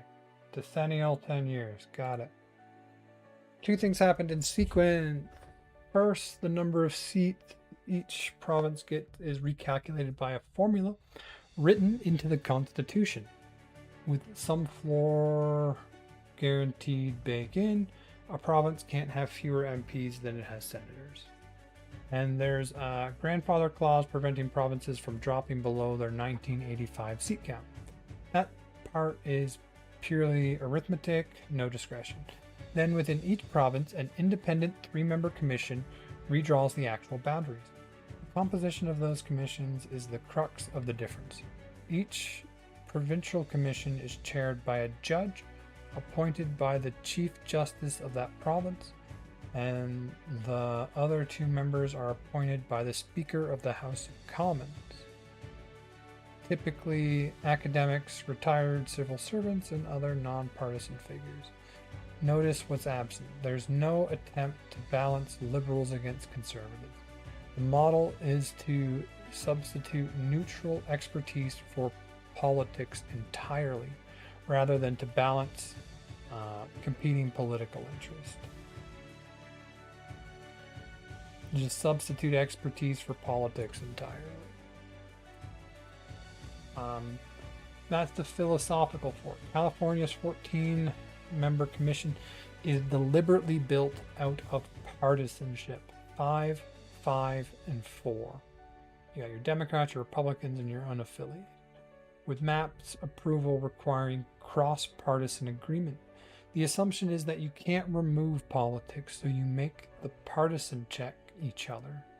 Canada's assumption is the opposite, that you can mostly exclude party politics by handing the job to judges and experts who don't consider partisan data at all. Both are reasonable answers to the same question, and they map neatly onto the tension from before about whether fairness means balancing interests or transcending them. A few other constraints worth knowing. Finality.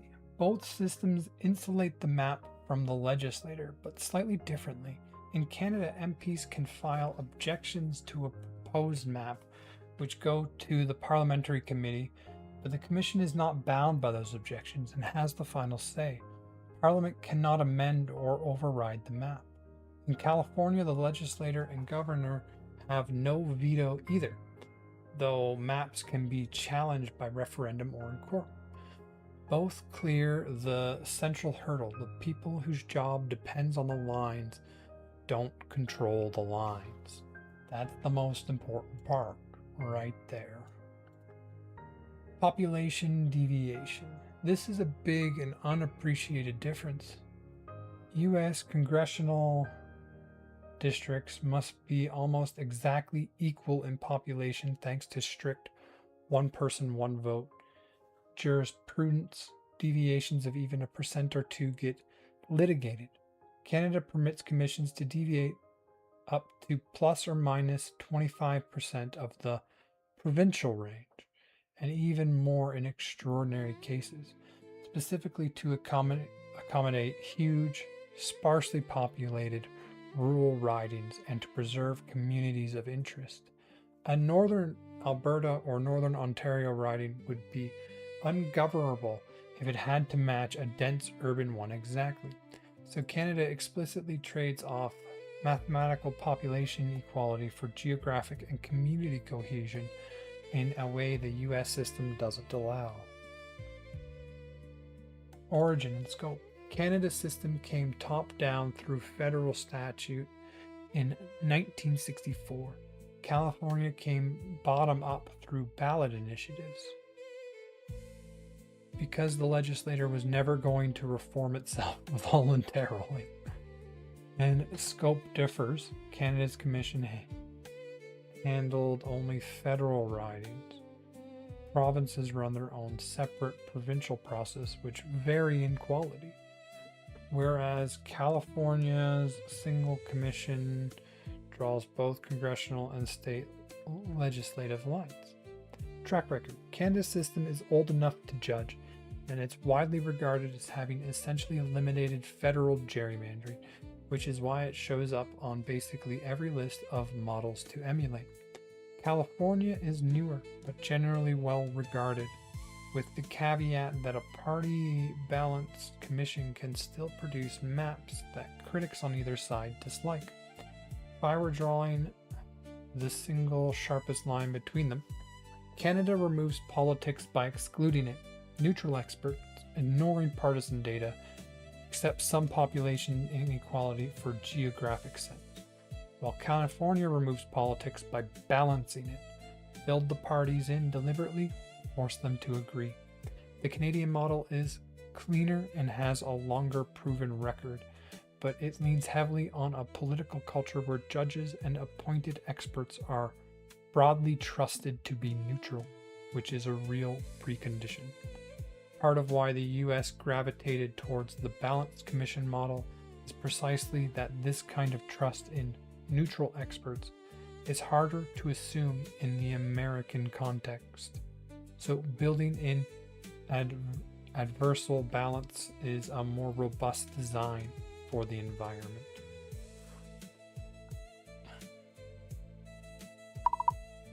How does Alberta handle gerrymandering? Does it do it well compared to the other provinces? Might as well ask about where I live. See what's going on. I don't think I'm going to get into another topic. This is dragging on, but I'll do that one. I feel like the list is still getting longer. And then now there's like additional check-ins. That is something different, so let's move that down.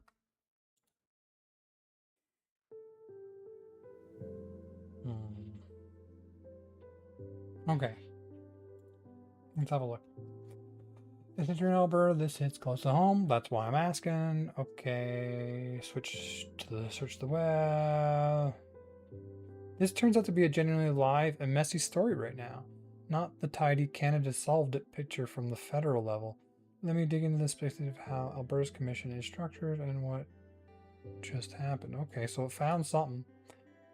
I have the structure and controversy. Let me get one more piece. Okay, let's get down to when you actually answered the question. Like, it tries to talk to you during the search period. It doesn't have the answer yet. Just get the answer, then give me the result. Here's a short version that might surprise you given the clean federal picture from before.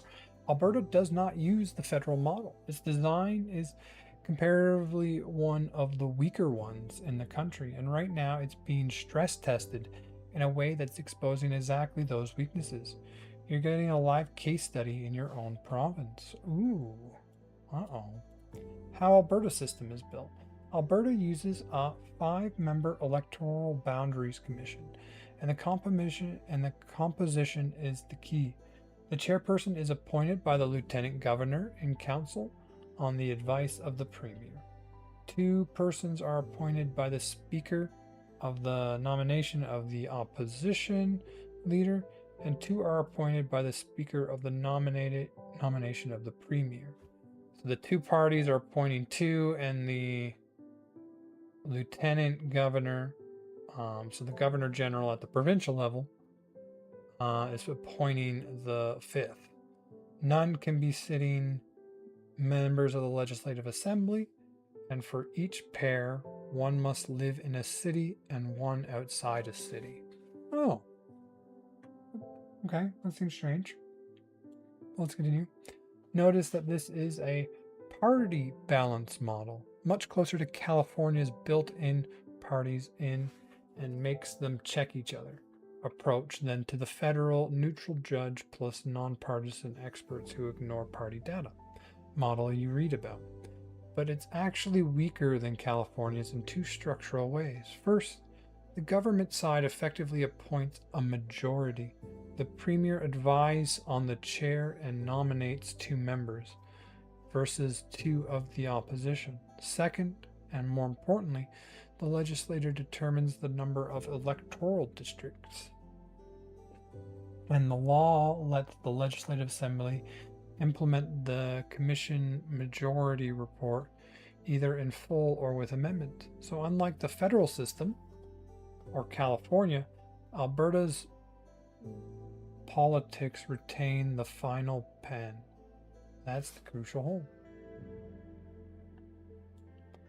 The live controversy proving the point. This is where it stops being theoretical. In November 2024, the UCP Justice Minister announced changes to the Electoral Boundary Commission Act before the commission was even established. The amendment expanded the legislature from 87 to 89 seats and changed the statutory factors the commission had to consider, removing the requirement to respect existing municipal boundaries and community boundaries within Edmonton and Calgary wherever possible. Removing the obligation to keep cities intact is significant because that's where the population and the opposition voters are concentrated. Oh.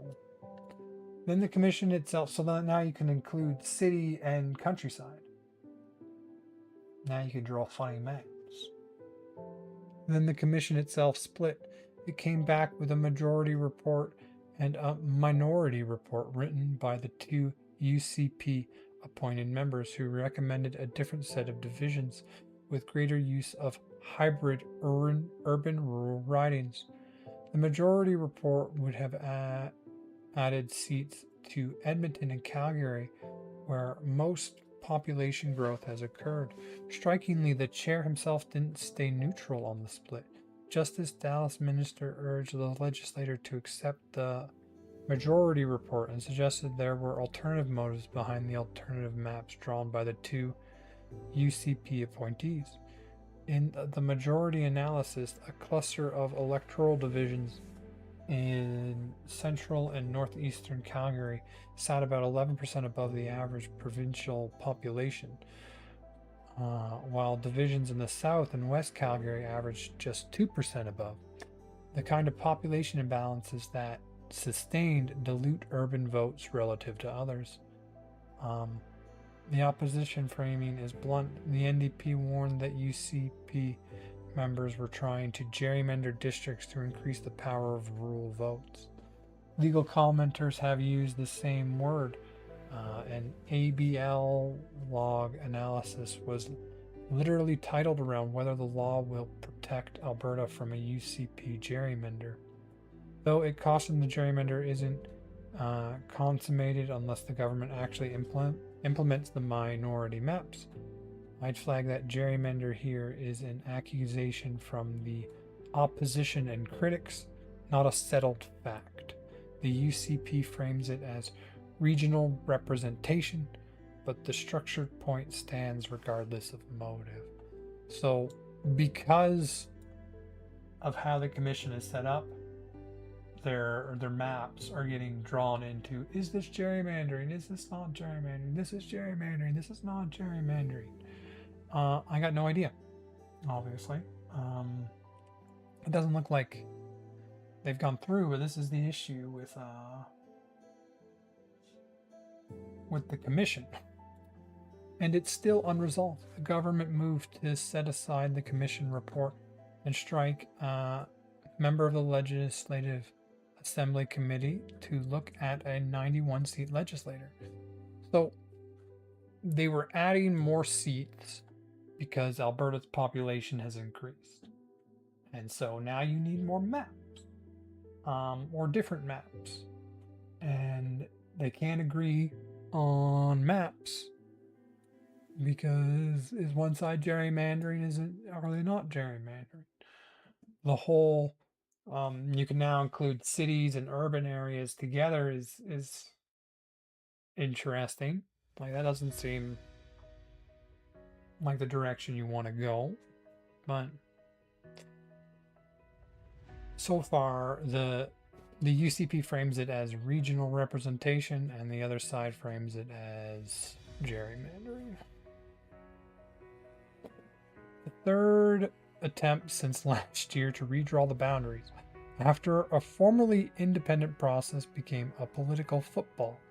As of 2 days ago, that legislative committee appointed 4 members to an advisory panel, including a retired Court of Appeal judge who had donated to the UCP since retirement, and the NDP objected that the government has already spent $1 million of the original commission, rejected its report, and is now taking another run at it. So this is genuinely in motion right now. What are they doing? How that compares to the rest of the country? Poorly on the independent axis. The gold standard is Manitoba, and the contrast is sharp. In Manitoba, the commission members are fixed by statute as the Chief Justice the president of post-secondary institution, and the chief electoral officer. There are no party nominations at all. Nobody picks their 2 members. The seats are tied to neutral offices by law. Manitoba's commission is nonpartisan and operates independent of government on a fixed basis. And notably, Manitoba was the pioneer here, adopting nonpartisan panels in 1955, which the federal system then copied in 1965. This is the cool thing about federalism, right? Like, you give the provinces more control, and they create cool systems, and then you can replicate those systems federally. Like, that's how we got healthcare, and apparently that's how we also got independent districts. That's even more insulated than the federal model because the members aren't even appointed at anyone's discretion. So the spectrum runs roughly Manitoba in the federal system at the insulated end, and Alberta towards the exposed end. Alberta's design looks independent and works acceptably for years, though through a norm of restraint, but it was never structurally protected the way Manitoba is. And the current government is now testing how much that norm was holding things together versus the law. The lesson loops back to your original question. The Alberta situation is a near perfect illustration of why who has the final say matters more than is there a commission. Having an independent looking body isn't enough if the legislature can amend its work, change the rules before it starts, and appoint a friendly majority. The system that actually resists gerrymandering are the ones that put the map genuinely out of the politician's reach. And that's the specific thing Alberta's design fails to do. Alright. Well, it sounds like why don't we just copy Manitoba's system? Like, you've already spent like $1 million on this, and they're still being, people still think they're gerrymandered.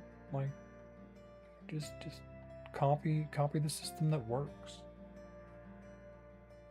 I mean, literally, that's what I always advocate for. Just copy the system that works.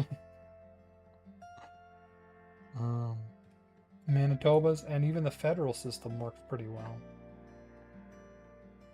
All right, well, I think I'm gonna end it there. I got a couple things off the list. I didn't get as much off the list as I wanted.